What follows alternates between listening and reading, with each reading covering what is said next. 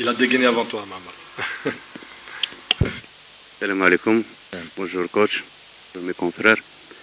Coach, je commence par un mot après un mois de cette CAN qui a été un échec pour nous tous, cette équipe nationale inattendue. Après un mois, quel est le constat que vous avez fait, peut-être reposé avec du recul, et quels sont les facteurs qui ont causé cet échec? Ok.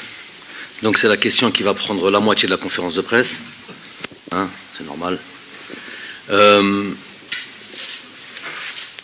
Évidemment, pour évaluer une compétition, que ce soit un succès, que ce soit un échec, comme ça l'a été sur celle-là, il faut prendre le temps évidemment de bien réfléchir, de bien analyser, d'évaluer toutes les situations et d'observer, de regarder plus s'il le faut encore les matchs, même si on les avait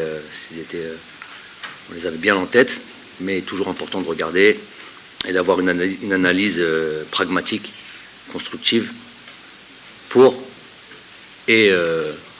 d'abord mettre le doigt et faire le diagnostic sur un mal, parce qu'il y a eu un mal. Un échec, c'est évidemment qu'il y a beaucoup de choses, il y a eu un gros dysfonctionnement.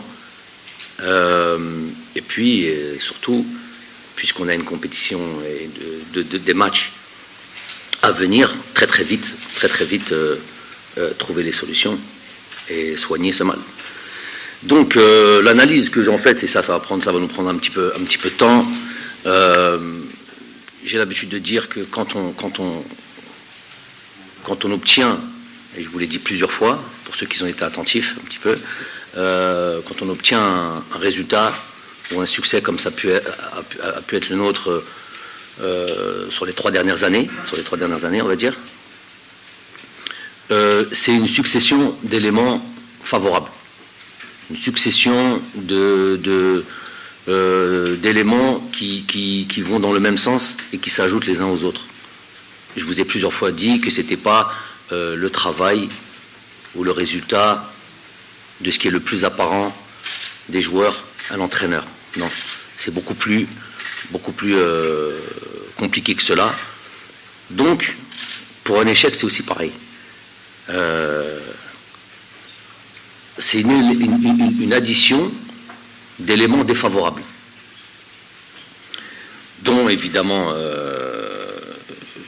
qui est la résultante, c'est une faillite collective, c'est un échec dont je suis le responsable. Il n'y a pas de souci là-dessus, j'en assume totalement la responsabilité. Et évidemment, je ne suis pas le genre à me cacher, puisque in fine, ce qui va apparaître justement, ça va être les matchs, ça va être les performances, ça va être les résultats qui sont d'ordre de ma responsabilité avant toute chose. Donc, si on veut détailler tout ça, tous ces éléments défavorables, on va commencer par le début. Il y a une chronologie là-dessus à voir. Et déjà, je commence en disant que j'en suis le responsable, c'est ma responsabilité, il n'y a pas de souci là-dessus, mais je vais l'expliquer pour ceux qui veulent l'entendre et ceux qui veulent le comprendre, pour que ça soit bénéfique à tout le monde, puisque l'équipe d'Algérie est l'équipe d'Algérie, elle n'est pas l'équipe d'une personne, on est la propriété du peuple et de l'ensemble du pays. Donc on va expliquer, on va essayer de comprendre pour tous ensemble essayer de comprendre ce qui se passe et comment on va aller vers un avenir proche pour rapidement retrouver le succès sur une histoire de qualification de Coupe du Monde, juste ça. Donc déjà, on va commencer par le début, avant de rentrer dans le domaine technique qui sont les matchs. Parce que quand on dit un échec, une faillite collective, c'est finalement 3 matchs. Okay, donc avant d'arriver à ces 3 matchs, qu'est-ce qui s'est passé? Première des choses, préparation chaotique. Je parle de nous, je parle de notre équipe. Il ne faut pas me dire, moi en tout cas pas me le dire, dites-le vous entre vous, pensez-le comme vous le voulez. mais les autres aussi, mais les trucs aussi. Chacun a sa manière de fonctionner, chacun a ses résultats.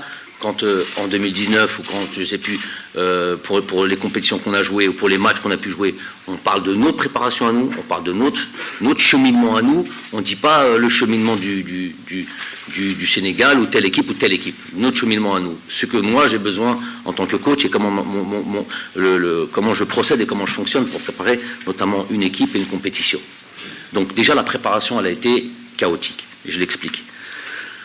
Nous avions eu une date, et pourquoi je dis nous, particulièrement nous, déjà parce qu'on s'occupe de nos affaires, hein, avant de regarder les autres, et dans cette particularité et dans les difficultés qu'on a rencontrées dans cette préparation, c'est pas aussi pour tout le monde. Par exemple, si je dis qu'il y a une date qui a été établie le 27, date de rassemblement au départ, le 27 décembre, et qui finalement commence le 3 janvier, 2 jours, on a appris ça le 24 décembre, autour du 24 décembre, 2-3 jours avant le rassemblement, 2-3 jours avant, on nous apprend que voilà, l'effectif sur lequel je devais compter le 27, finalement je vais devoir le compter que sur le 3. Donc c'est déjà, sachant que notre premier match, on sait que cette compétition elle est en plein milieu d'une saison, donc on n'est pas comme en fin de saison où on a 15 jours devant nous pour préparer. Donc les délais sont vraiment très très très courts. Et le temps de préparation est vraiment très très très court. Donc de passer de 27 au 3, ça fait déjà beaucoup pour un match le 11. Ok ? Et ce qui me reste après le 3, une grosse semaine, avant le match le 11.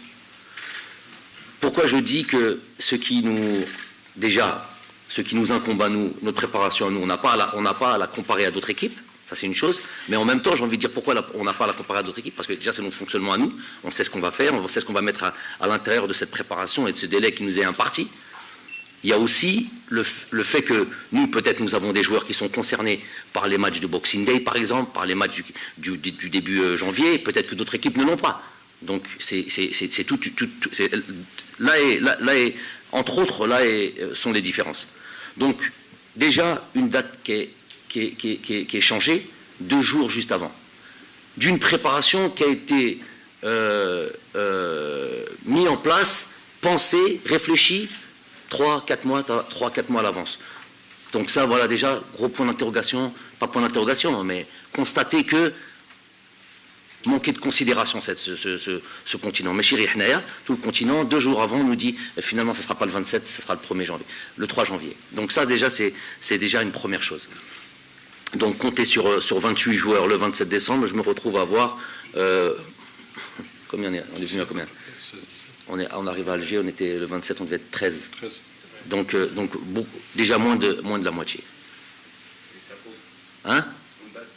On va y aller chronologiquement pour avancer tranquillement. Je vous ai dit, c'est la moitié de la conférence, il me semble. Il va falloir être patient et attendre, puisque ça va répondre, j'en suis sûr, à beaucoup d'autres questions. Mais c'est ma réponse à moi à cette question qui est très générale.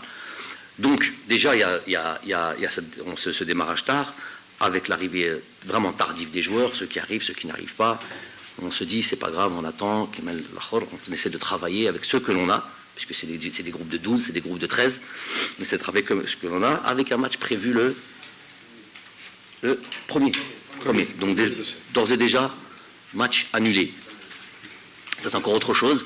Nous, pour dire la vérité, on ne va pas dire que c'est juste la Gambie qui est annulée, qui est sans le moindre état sans conscience, sans scrupule. Galouna, match annulé demain ou après-demain, comme si c'était un match hadi.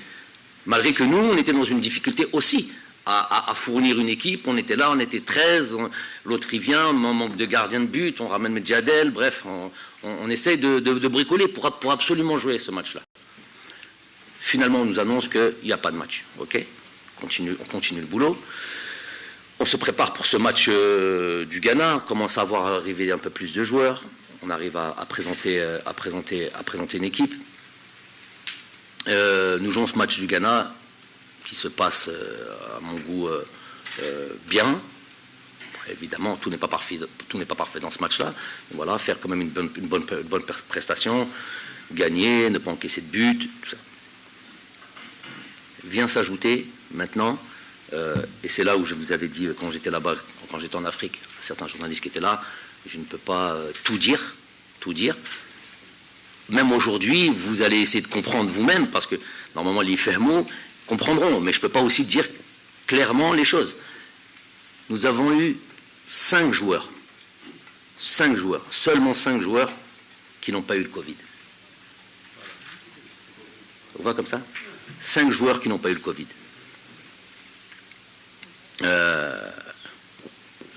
Avec les conséquences que ça a, c'est-à-dire en fonction des endroits ici et là où nous étions, il y a des législations. D'une personne qui a le Covid, il y a une législation. Je vais vous donner un exemple. Youssef Blaili, quand il revient d'Algérie le 23 décembre, à l'aéroport, il est positif. Il y a un système qui se met directement en place, 10 jours de quarantaine.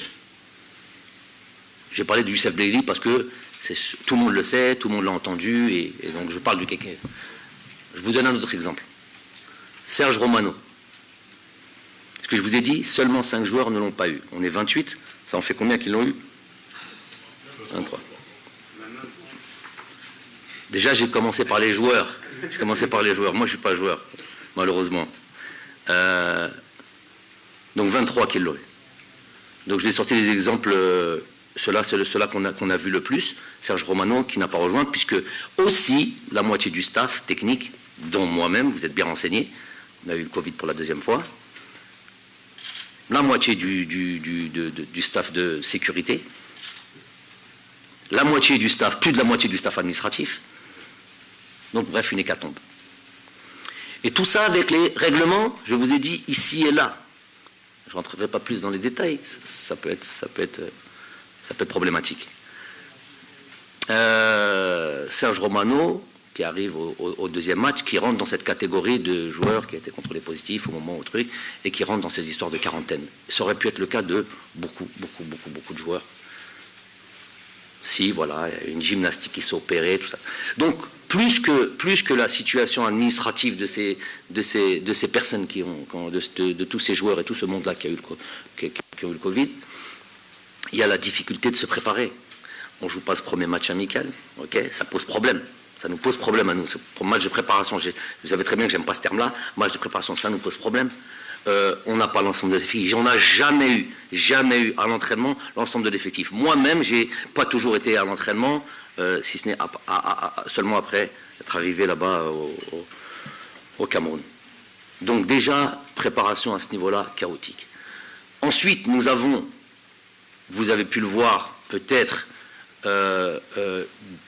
sur les matchs, on a eu l'impression d'avoir des insuffisances athlétiques, physiques, ce sentiment de ne pas avoir les jambes, de ne pas pouvoir courir, ce qui est notre force, notre philosophie, aller presser, aller se replacer, être disponible pour recevoir le ballon, tout ça c'est des données finalement athlétiques. Si tu ne peux pas courir pour proposer du jeu, si tu ne peux pas courir pour être en mouvement et proposer du jeu, pour aller presser, c'est nos fondamentaux et nos principes. Donc ça se voit à l'entraînement, ça se voit avec ceux que l'on a, hein, parce qu'il y a ceux qui sont, on va donner grand mérite à tout notre staff et médical et d'intendance qui passaient leur temps à aller dans les chambres ici et là pour servir les joueurs. C'était carrément impossible. On se réveille avec la peur, puisque tous les jours on était testés, et tous les jours on se réveille qui on va avoir comme joueur de disponible aujourd'hui. Avec quelle équipe nous allons pouvoir démarrer nos matchs, avec quelle joueur nous allons pouvoir préparer nos matchs. Et ça, c'était tous les jours, sans parler de la veille du match, des instances évidemment là pour le coup, vous me direz que c'était pour tout le monde pareil, mais bon, on arrive doucement. C'est pas tout le monde pareil qui a eu 23 Covidés, ou pas toutes les équipes qui ont connu ça. Il me semble qu'il y a des équipes qui étaient imperméables au Covid. Pour moi, elles une barrière comme ça, le Covid mais foot donc quand les foot il passe comme ça, c'est vide, malgré toutes les comment dire les j'aime plus ces termes-là, ça m'a fatigué, distance sociale, tout ce que vous voulez là, toutes les protections qu'on a pu avoir pour se protéger du Covid, apparemment nous ça ne fonctionnait pas, et pour d'autres ça fonctionnait. Donc les veilles de match, on arrive, on nous dit lui il jouera pas, lui il jouera pas, lui il jouera pas, quand est-ce qu'il jouera on ne sait pas, parce qu'il va falloir qu'il passe des tests du cœur. Bon bref, tout ça c'était une grosse problématique. Et qu'est-ce que j'ai envie de vous dire d'autre? La disparité de niveau, je voulais rester sur l'aspect athlétique, justement cette disparité, sur cette différence entre les uns et les autres. Par exemple, quand on a des joueurs qui s'arrêtent, par exemple, le 15 décembre, le 18 décembre pour Rami, par exemple, Ben Sebaini, 15 décembre pour Rami Zerouki, et qui ne finalement doit jouer que le 20 janvier. Avec tout ce qui s'est passé à l'intérieur, puisqu'il rentre dans la catégorie 23 joueurs. Donc, en plus, que ça fait longtemps qu'ils n'aient pas joué. Il y a la quarantaine, il y a la quarantaine, donc l'impossibilité de se remettre à niveau, et ils ont des matchs. Donc c'est des joueurs importants, vous me direz, bah alors il faut mettre d'autres joueurs, bon, ça c'est après ça, on va rentrer dans le domaine technique, si j'estime que Rami est difficile de lui trouver son remplaçant, j'estime que Rami Zerouki est devenu un joueur important, on a beaucoup de joueurs, on a beaucoup de bons joueurs, peut-être pas du même niveau, peut-être pas pour une compétition comme celle-là. Donc ça, c'est un petit peu toutes les raisons du truc. Parce que c'était pas seulement la chaleur énorme d'un match à 14h, par exemple, pour le premier match contre le Sierra Leone, qui a posé problème. Vous me direz, le Sierra Leone aussi, il jouait à 14h. Bon, alors, je vous répondrai aussi, il y a peut-être une différence entre ceux qui sont capables de jouer à 14h, on est peut-être moins capables que d'autres, mais c'était peut-être pas que ça. C'était déjà avant ça, sur cette préparation chaotique des joueurs qui arrivent avec un niveau physique diminué, très diminué. Donc à partir de là, c'est tout de suite, les choses se font sentir immédiatement. Notre jeu est de suite mis en difficulté. Donc ça, c'est pour les données d'un peu de toute la préparation. Je vais enlever certaines choses pour pas avoir l'impression de chercher des excuses. Mais aujourd'hui, on me pose une question, j'essaie de vous répondre rationnellement. Après, il y a l'aspect des matchs. On rentre dans l'aspect technique, il y a l'aspect des matchs. On va commencer match par match, on ne va pas tous les mélanger comme ça, comme s'il y avait eu 3 matchs en un. Il y a eu 3 matchs à des moments bien précis et tous ne se ressemblent pas. Il y a ce premier match contre le Sierra Leone, donc je viens de vous expliquer les conditions, jouer à 14h. Moi, je n'ai pas compris déjà une chose. Pour moi, il est très important pour le football algérien, pour cette équipe nationale d'Algérie, d'avoir, je dis, c'est pas des excuses, vous le prendrez comme vous voulez. Moi, je vous l'ai dit depuis longtemps, je l'ai dit ici en Algérie, sur nos terrains, nous, c'est pas sur le truc là-bas, c'est pas sur d'autres terrains à l'extérieur que je vais me taire. Nous, on a besoin d'avoir une pelouse convenable. C'était loin d'être le cas. À 14h, chaleur énorme, humidité énorme. Les deux équipes sont logées à la même enseigne. Ben, il y a une équipe qui s'appelle le Sierra Leone qui peut-être ne pratique pas le même football que vous. Il y a une équipe qui est le Sierra Leone qui peut-être est plus capable d'assumer et de jouer sous cette chaleur et sous cette humidité, parce que eux, c'est des bus qui mettent derrière, vous savez, ça s'appelle des blocs bas, et où il n'y a pas besoin de tellement de dépenses physiques. Il n'y a pas besoin de faire des courses à haute intensité, puisque eux, ils sont là, ça coulisse. Toi, tu es censé faire des courses à haute intensité parce que tu ne marques pas des buts en trottinant. Tu marques des buts avec vitesse déjà dans l'animation, avec le ballon qui circule vite, avec beaucoup de courses, contre une équipe qui est là et qui gère et qui trouve. Donc tu pompes, tu cherches et tu as besoin de beaucoup plus de développer d'énergie. Sous ces trucs-là, avec, bizarrement, interdiction de cooling break, pas boire de l'eau, alors 40 degrés, un taux d'humidité énorme et on n'a pas le droit de boire de l'eau, comme si on était des chameaux. Donc ça, je ne comprends pas. Alors qu'il y avait un autre match plus ou moins à ces mêmes horaires-là, et pourtant, eux, ils avaient leur cooling break. Bref, on va rentrer dans l'aspect du match. Quand on regarde les matchs du Sierra Leone et les matchs de la Guinée équatoriale, d'un moindre truc, sur les statistiques que vous avez sûrement vues, est-ce que vous les avez vues, les statistiques techniques? Tous? Donc, le nombre de frappes le nombre de frappes cadrées, le nombre de corners, la possession de balles quasiment double par rapport à ses deux adversaires, le nombre de passes réussies, bref, tout ça, c'est des statistiques d'une équipe qui met au moins, si vous voulez comparer ça, au moins 2 buts par match, minimum. Alors on va rentrer dans l'aspect qui me dépasse un petit peu. Après vous direz, coach, peut-être vous êtes incompétent, si ça vous dépasse. Pas de problème, c'est votre avis. Ça me dépasse. Quand on a ces données-là, et qu'on a autant de situations de marquer, donc c'est facile de dire à la fin, je sais qu'un match, par exemple, comme le Sierra Leone, si tu gagnes 2-0, tu dis, ouais, bon match, sur une équipe, bloc bas, pas, vous le savez, pas évident de jouer contre ces équipes-là. Puis finalement, ça fait par 2-0. Il y a quoi? Il y a un coup de pied arrêté de cette équipe-là, qui aurait pu être dangereux sur un duel aérien. Tu gagnes, tu perds, c'est une question de volonté, c'est une question de détermination. Ils gagnent le duel, elle passe juste à côté du poteau, ça aurait pu être but. C'est la seule occasion du match. Une occasion pour eux. Et le reste du temps, on est là, on essaye, on pilonne, on essaye, surtout cette deuxième mi-temps. Il y a toujours une histoire de première mi-temps, on est vaillant, on a de l'énergie, on défend bien, on ferme bien les espaces, on ferme bien la profondeur, on laisse rien du tout. Et avec le temps, si tu manœuvres bien, si tu fais bien courir cette équipe-là, ça commence à s'écarter, on commence à trouver des intervalles, on commence à trouver un peu plus d'espace. Et là, il y a beaucoup plus d'occasions, mais ça rentre pas. La faute au manque de lucidité, peut-être. La faute au manque on n'a pas été chirurgical, sûrement. On n'a pas été assez tueur, sûrement. On a manqué d'esprit de tueur, parce qu'à un moment donné, ça passe, à un moment donné, tu prends et tu mets ça au fond. Nous, on est fâchés, frustrés, on n'est pas contents, parce qu'on veut gagner ce match-là, on veut bien démarrer la compétition, on a le discours qu'il faut pour ça, on a l'expérience de bien démarrer les compétitions. On n'a pas réussi à marquer. Donc, on sort frustré, fâché, avec un sentiment comment ? Fatigué, évidemment fatigué, d'un match où on a développé de l'énergie. Tout n'a pas été parfait, c'est jamais parfait. C'est jamais parfait pour toutes les équipes au monde.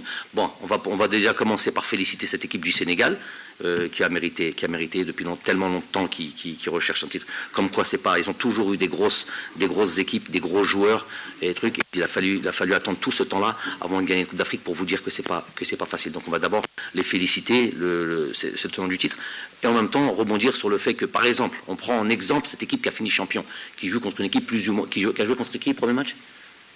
Le Zimbabwe. Donc il va mettre ce but à la 94e minute. On n'a pas su faire ça. On n'a pas su mettre un but à la 94e minute, comme ça, sur pénalty. Non, on n'a pas. C'est anecdotique, ça va plus rentrer pour la vie. Voilà. Donc on a eu, par exemple, il y a eu un pénalty à la 94e minute. Je ne sais pas si vous serez d'accord avec moi, et ça aurait pu changer complètement la physionomie du match en première mi-temps. Et une frappe, une main très très évidente d'un joueur du Sierra Leone. Est-ce que vous vous rappelez de ça? Vous vous rappelez de ça? Main décollée, toutes les règles qui sont en dire. Quand je me rappelle de la main de Aïssa Mendy en demi-finale de la Coupe d'Afrique 2019, elle est beaucoup plus évidente. Elle modifie la trajectoire de la balle, qui était une frappe directe, et modifie avec une main décollée. Je ne sais pas comment on peut ne pas voir ça, mais ça maintenant on est habitué. Mais c'est la différence, par exemple, entre une équipe qui lutte et qui est en difficulté, comme le Sénégal, et qui arrive à marquer un but à 95 minutes sur un penalty, des penalty. Je n'ai pas trop bien vu les penalties du Cameroun qui permet de gagner ce match, en match d'ouverture, mais nous non. Alors que on est l'équipe sur ce premier match, dans cette phase de groupe, on est l'équipe qui a produit le plus de jeux, le plus de situations, le plus de trucs, mais on n'a pas marqué. Voilà la différence énorme, parce que c'est de 3 à 1 point. Déjà, ça c'est une chose, déjà mathématique. Et deuxièmement, dans l'aspect de la nervosité, dans l'aspect de la déception, dans l'aspect de voilà, ce côté, qu'est-ce qui nous arrive, et peut-être un petit doute qui s'installe, parce qu'on a tellement insisté sur le fait de bien démarrer les compétitions, et on a parlé du passé. Nous voilà allés sur ce second match contre la Guinée équatoriale, avec, pour nous, comme une histoire de match coup près. On n'attend pas le troisième match. On se dit c'est maintenant, là, il faut vite prendre nos 3 points. On a un aspect précipité. Alors peut-être que j'en suis le responsable. Je suis le responsable de tout, de toute manière, pour que les choses soient bien claires. Si vous avez envie de le truquer, je le dis. Je suis responsable de tout. Donc englobez ça aussi. Donc, un aspect d'une sorte de la précipitation, comme une sorte d'urgence, et de se dire que là, il faut vite prendre nos 3 points, ça nous fait 4 points, on est déjà qualifié, avec les histoires de meilleur troisième, tu analyseras et tu prépareras ton match de la Côte d'Ivoire avec peut-être plus de tranquillité, même si, évidemment, tous les matchs nous, sont faits pour être gagnés. On va dans ce match-là, on s'installe. La Guinée équatoriale, il faut savoir que... Déjà, on va commencer, juste un petit rappel sur le fait que dans cette compétition, vous avez pu voir des choses que je vous avais déjà dit auparavant, qu'en Afrique, il n'y a plus de petites équipes, que c'est très difficile de gagner des matchs, qu'il faut respecter ça, qu'il faut avoir un peu d'humilité, tous autant qu'on est. Nous, on a essayé d'en avoir. Si on regarde le nombre de matchs d'invincibilité, c'est la preuve d'une certaine constance, donc la preuve d'un sérieux, la preuve d'humilité pour prendre tous les matchs au sérieux. Donc nous, on a ce problème-là. Mais des fois, il me semble que vous, sans vous porter... comme ça, de montrer du doigt, mais quand même, et vous êtes ceux qui diffusent l'information, dire qu'à chaque fois, même quand on gagnait des matchs par 3, par 4-0, ouais, mais ça aurait pu être mieux fait, mais comment vous n'avez pas marqué autant de buts en première mi-temps, il a fallu attendre la deuxième mi-temps, mais des matchs, ça dure 90 minutes, des matchs, ça se prépare, des matchs, ça se travaille, il y a une adversité en face. Toutes les équipes sont maintenant au point tactiquement. Toutes les équipes sont capables de vous mettre en difficulté. On l'a vu dans cette compétition. Je vous ai dit, 3 matchs du Sénégal, c'est une victoire contre le Zimbabwe à la 94e minute. Je parle du Sénégal parce que c'est le tenant du titre, c'est le meilleur exemple. Donc une victoire à la 94e minute, un match nul contre la Guinée, un match nul contre le Malawi. Donc regardez la difficulté. Le Sierra Leone, avec lequel c'était voilà, presque pratiquement, pas tout le match, ça ne peut pas être comme ça tout le match, mais pratiquement une attaque-défense avec un nombre incalculable d'occasions, fait 2-2 contre la Côte d'Ivoire. Le bourreau de notre 3e match, et je vais y arriver. Donc 2-2 contre la Côte d'Ivoire. Cette équipe-là s'est qualifiée à la Coupe d'Afrique, c'est qu'elle a un certain mérite. Donc on n'arrive pas, il ne faut pas me dire 150e mondial, ça n'existe plus dès qu'on arrive dans des compétitions, dans une phase finale. Ça n'existe plus, ça. On a vu, je sais pas moi, on a mis l'exemple, je n'ai pas envie de me perdre là-dessus, mais on a mis l'exemple, vous le savez ça. Donc on aborde ce match contre la Guinée équatoriale qui est d'un niveau supérieur d'un point de vue technique, d'un point de vue qualité de football, un niveau supérieur au Sierra Leone. Beaucoup de leurs joueurs ne jouent pas dans des clubs championnats. Mais la plupart ont été bien formés, ont tous été formés en Espagne pour la plupart d'entre eux. En football, ils connaissent le jeu. Ils ont été une équipe plus qu'un challenger dans leur groupe de qualification de Coupe du Monde. Ils ont posé beaucoup de problèmes à la Tunisie et ça s'est joué sur le dernier match, il me semble, dans leur groupe. Donc on a été avertis, on sait que cette équipe-là a été capable de poser des gros problèmes. Et je vous ai dit, comment on a abordé ce match-là, peut-être de la mauvaise des manières, sûrement avec ma responsabilité. Beaucoup d'urgence, beaucoup d'envie de vite en découdre. C'est pas un manque d'humilité. C'est pas, j'utiliserai pas ce mot-là pour nous, mais peut-être ce truc-là de dire vite on va faire ce match-là, vite on met les pendules à l'heure. On prend nos 3 points, ça nous fait 4 points, c'est bon. On rentre dans notre compétition en gros. Il s'avère qu'on a mis les choses à l'envers, qu'un match ça normalement dure 1h30. Il y avait beaucoup de nervosité sur le terrain. Je suis obligé de sortir, c'est un astérix que je mets à côté, vous en faites ce que vous voulez. Je n'ai pas compris, peut-être vous connaissez mieux que moi le règlement, mais un arbitre hispanophone guatémalais du surcroît, guatémaltèque, qui vient du continent sud-américain pour venir arbitrer en Afrique. J'ai jamais vu un arbitre africain aller en Copa América. J'ai jamais vu un arbitre africain aller dans le championnat d'Europe. Donc qu'est-ce qu'il fait là, à ce moment-là? Peut-être que la législation le permet, je ne sais pas, mais en tous les cas, une équipe hispanophone, parce que c'est hispanophone, avec un arbitre hispanophone qui, au bout de 8 minutes de jeu, je crois, 2 cartons jaunes, beaucoup de pression, agression de nos joueurs, agression de moi-même. C'est-à-dire qu'à chaque fois qu'il s'exprimait, il voulait te manger. Donc, déjà, là, déjà à ce niveau-là aussi, ça devient compliqué. On essaie de mettre notre jeu en place, on a nos situations, on est un peu moins bon, peut-être un peu moins de situations que le match contre du Sierra Leone, mais les situations sont là, notamment en deuxième mi-temps. Un corner, on prend peu de buts, vous devrez avoir ça dans vos statistiques, sur nos 35-40 derniers matchs. Je crois qu'on a concédé 3 buts sur coup de pied arrêté, ce qui est quasiment rien du tout. Un but sur coup de pied arrêté à peu près tous les 12 matchs. ce qui est rien du tout, quand on sait que les coups de pied arrêtés, c'est 50% des buts à peu près dans le monde, un peu plus de 50% des buts, on en prend un, et c'est même pas un but, je vous l'ai dit en conférence de presse là-bas, c'est même pas un but sur ce qui devrait être la logique des choses. On est dans une surface de réparation, il y a un peu moins d'une vingtaine de joueurs, avec le gardien de but, ça peut être marqué que la plupart du temps, 95% du temps, au niveau aérien. Le ballon traîne devant notre surface et ça finit plat du pied sur un truc. Donc tous les éléments qui sont en notre défaveur, nous n'avons sûrement pas fait le nécessaire. Et le nécessaire, ça a été de finir nos situations, de finir nos actions, d'être plus chirurgical, plus tueur. J'ai pas d'autre chose à dire que ça sur ces palettes. Ce qui aurait été, moi, ce qui m'aurait vraiment très inquiété pour une équipe, pour notre équipe à nous, qui est de toujours essayer de créer du jeu, comparé aux autres, comparé à beaucoup d'équipes. On a ce mérite-là, et peut-être à tort, avec peut-être de la naïveté, mais ça c'est dû un petit peu à la culture de j'étais un joueur offensif, j'aime le jeu offensif, j'aime marquer des buts. Donc peut-être à tort, mais le tort il est maintenant. Mais ça fait plus de 3 ans et demi pratiquement 3 ans et demi qu'on bosse. Ça a toujours été ma culture, ça. Avoir un équilibre, certes, toujours chercher l'équilibre, mais créer du jeu. Ma culture à moi, c'est d'aller gagner les matchs et donc de créer du jeu. Ça m'aurait inquiété. Les situations, on se les crée, malgré des blocs équipes bas, des équipes renforcées. On a les situations pour marquer, on arrive à créer des décalages. Et la seule chose, c'est qu'on n'arrive pas à mettre les buts au fond. Si on met les buts au fond, vous savez très bien, vous pouvez faire un match, vous marquez par exemple, je prends l'exemple du Sierra Leone. On arrive à marquer un but en première mi-temps, ou juste sur une situation comme ça, ils sont très compacts, il y a peu de situations, il y a cette main. Cette main, elle a été provoquée. C'est une frappe dans la surface de réparation, et un joueur qui dévie la trajectoire et elle sort. Donc ça, c'est un penalty. Le penalty, on le marque, on le met, c'est 1-0. C'est toute autre manière de voir de l'équipe adverse, pour notamment cette deuxième mi-temps. Ça s'ouvre plus, ça laisse un peu plus d'espace, ça nous laisse plus de situations. Un match comme ça qui a fini en 0-0 peut finir en 3-4-0. Vous les connaissez, ces matchs-là. Donc, le match finit de 3-4-0, c'est plus la même manière d'aborder le truc.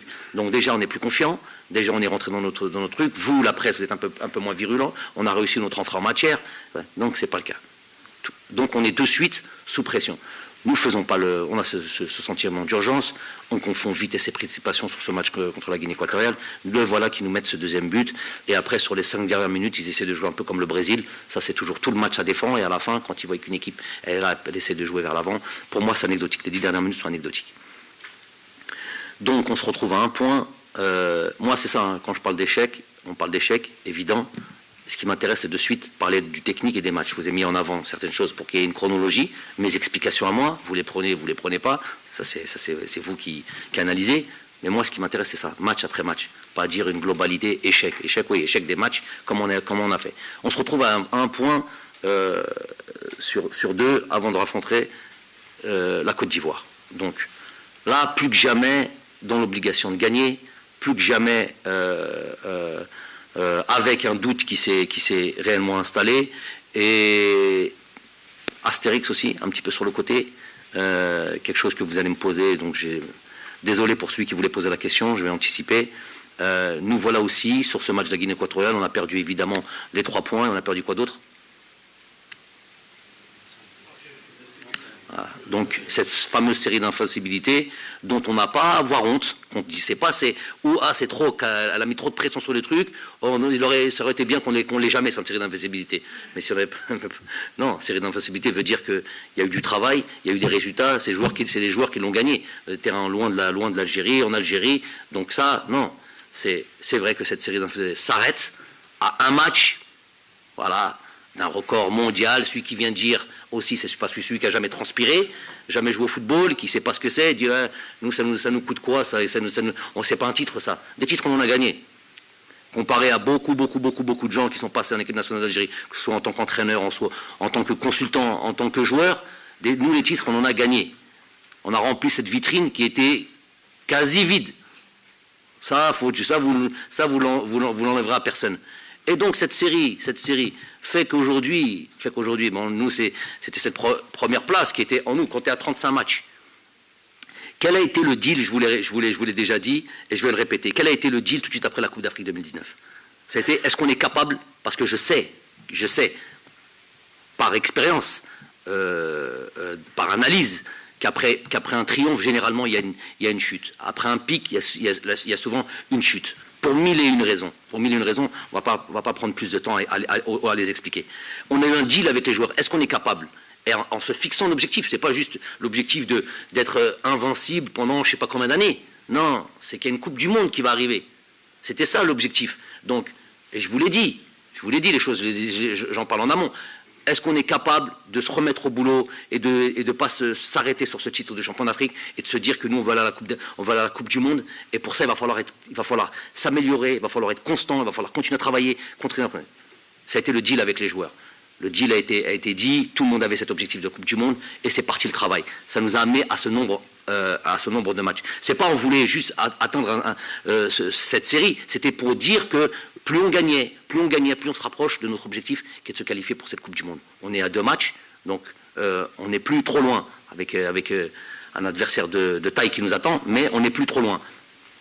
Donc pour revenir à cette chose-là, en ayant ce process-là d'être dans la constance du résultat, on n'arrive pas loin de cette équipe qui est l'Italie, qui a le record mondial. On se dit, maintenant qu'on n'est plus trop loin, ce n'était pas l'objectif. L'objectif, c'était la constance, la Coupe du Monde. Mais via ça, on s'approche d'un truc comme ça. De mettre le drapeau de l'Algérie sur des trucs comme ça. Il y a 1 milliard de statistiques, dont 999 millions pourris, qui ne servent à rien, que tout le monde parle. Cette statistique d'être invaincu pendant autant de temps, un match, tu gagnes, tu perds, invaincu pendant autant de temps, elle démontre pas certaines choses quand même, cette statistique. Donc d'être peut-être le premier de toute l'histoire du football, depuis que le football est football, parce que tu n'es plus trop loin, est-ce que ça rentre pas malgré tout ce que on a pu dire? Et croyez-moi que je le dis les choses. Les gars, nous ne trompons pas d'objectif, ça, on l'a dit 1 milliard de fois. Mais tu as beau dire ce que tu veux, les joueurs sont des êtres humains, ils ont un cerveau. C'est ce que je suis en train de dire, tout ça pour expliquer ça. Je ne vais pas aller le balancer comme ça, j'aime bien expliquer les choses. Donc je me dis que sûrement, malgré tout ce que j'ai pu dire, moi-même, je mentirais. Au fond de moi, ce que je laisse apparaître et ce que je dis, c'est que ce n'est pas le plus important. Le plus important, c'est la performance, le plus important, c'est la constance.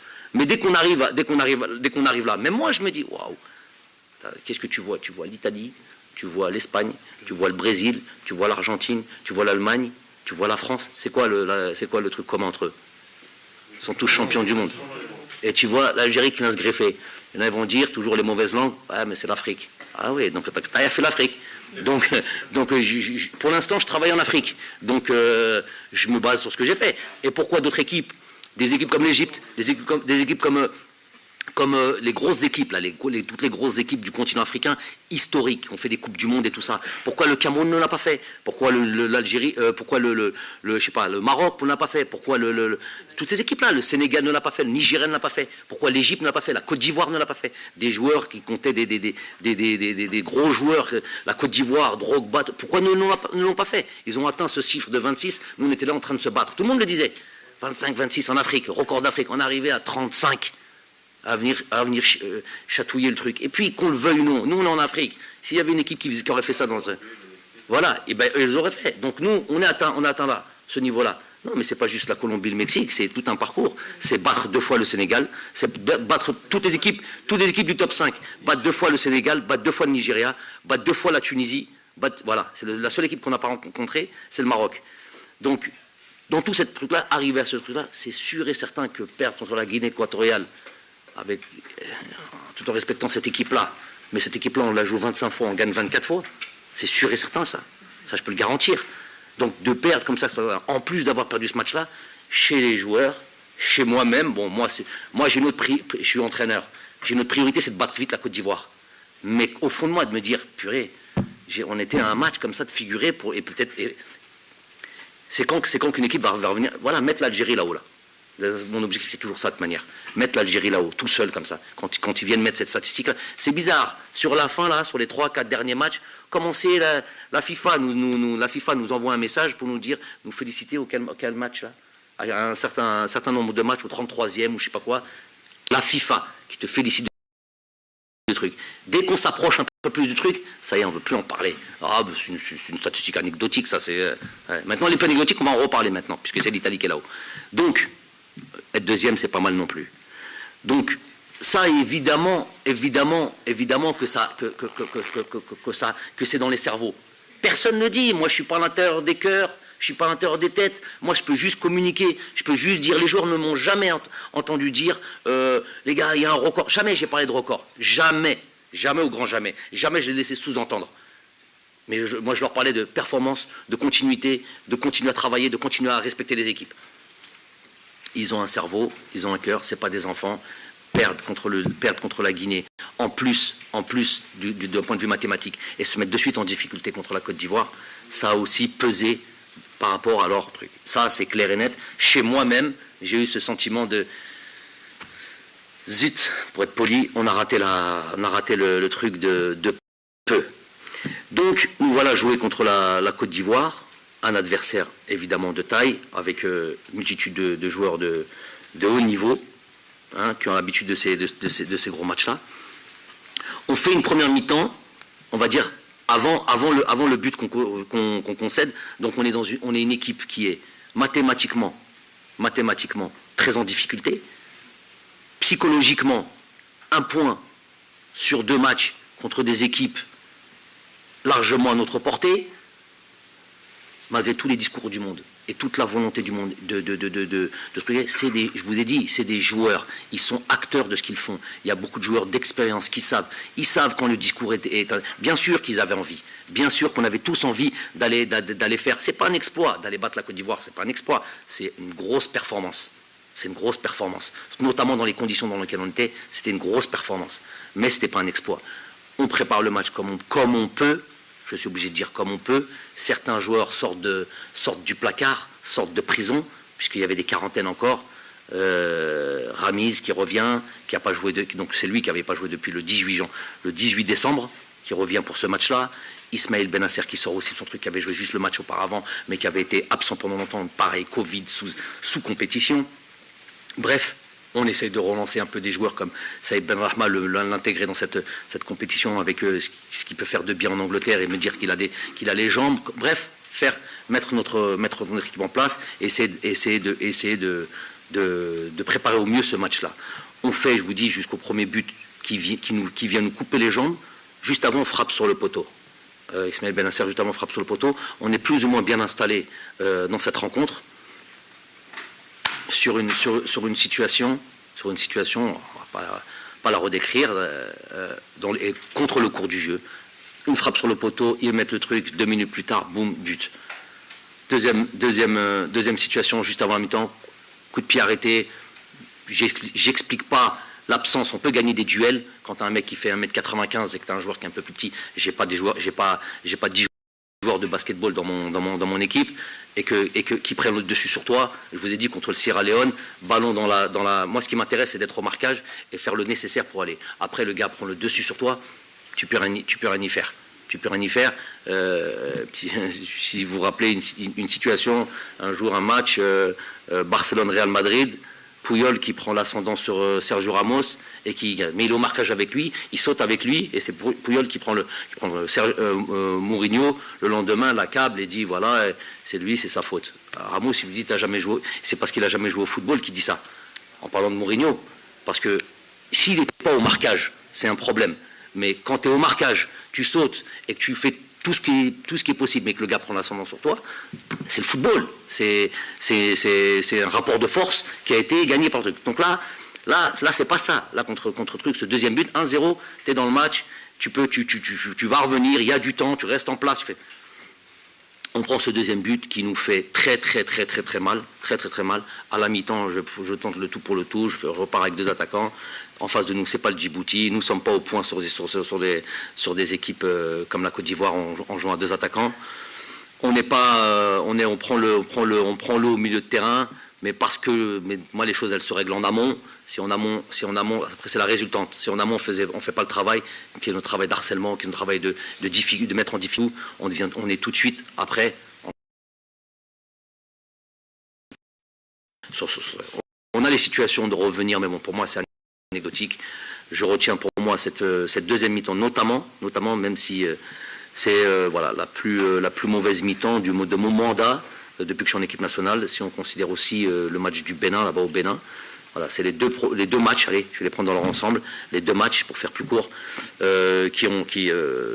voilà, les deux plus mauvais matchs sous mon mandat avec cette équipe nationale.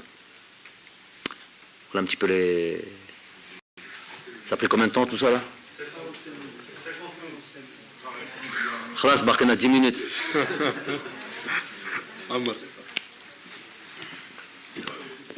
Par contre, si vous voulez qu'on avance, il ne faut plus revenir sur ce que je viens de dire. Il faut que ce que j'ai dit... Cette analyse, l'analyse que vous faites, hein, sans rentrer dans le détail, je l'ai faite à la radio, je l'ai faite. J'ai rajouté juste une chose. Je ne sais pas si vous serez d'accord avec moi ou pas. Peut-être sur la coupe arabe où les joueurs ont laissé de l'influx.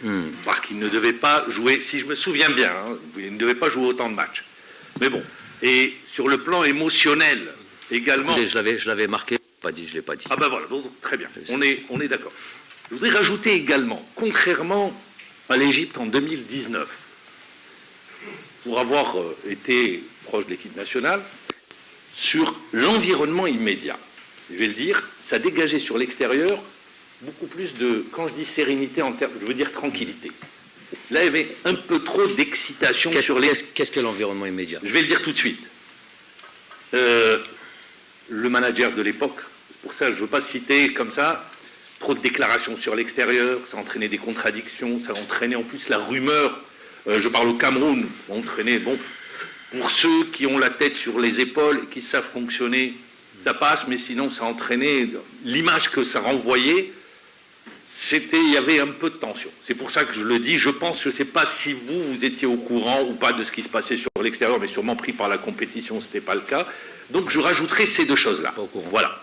Je rajouterai ces deux choses-là. La première, vous l'avez dit, et la deuxième, c'était sur ce qui se passait ce qui s'est passé notamment sur les déclarations qui ont été faites, sur le départ des joueurs, comme si qu'il y avait un laisser-aller, tout le monde était perdu. Bon, vous avez dû en entendre parler ou pas.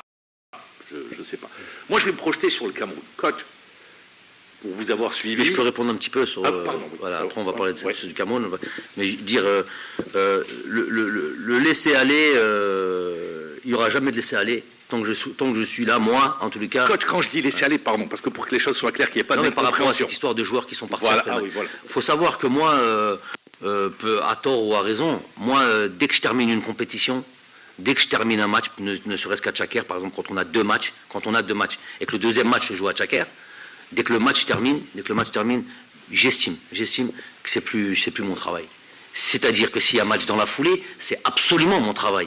Mais dès que après tu dois retourner en club et tout ça et tout, la compétition est terminée, on vient me dire, moi j'étais KO debout.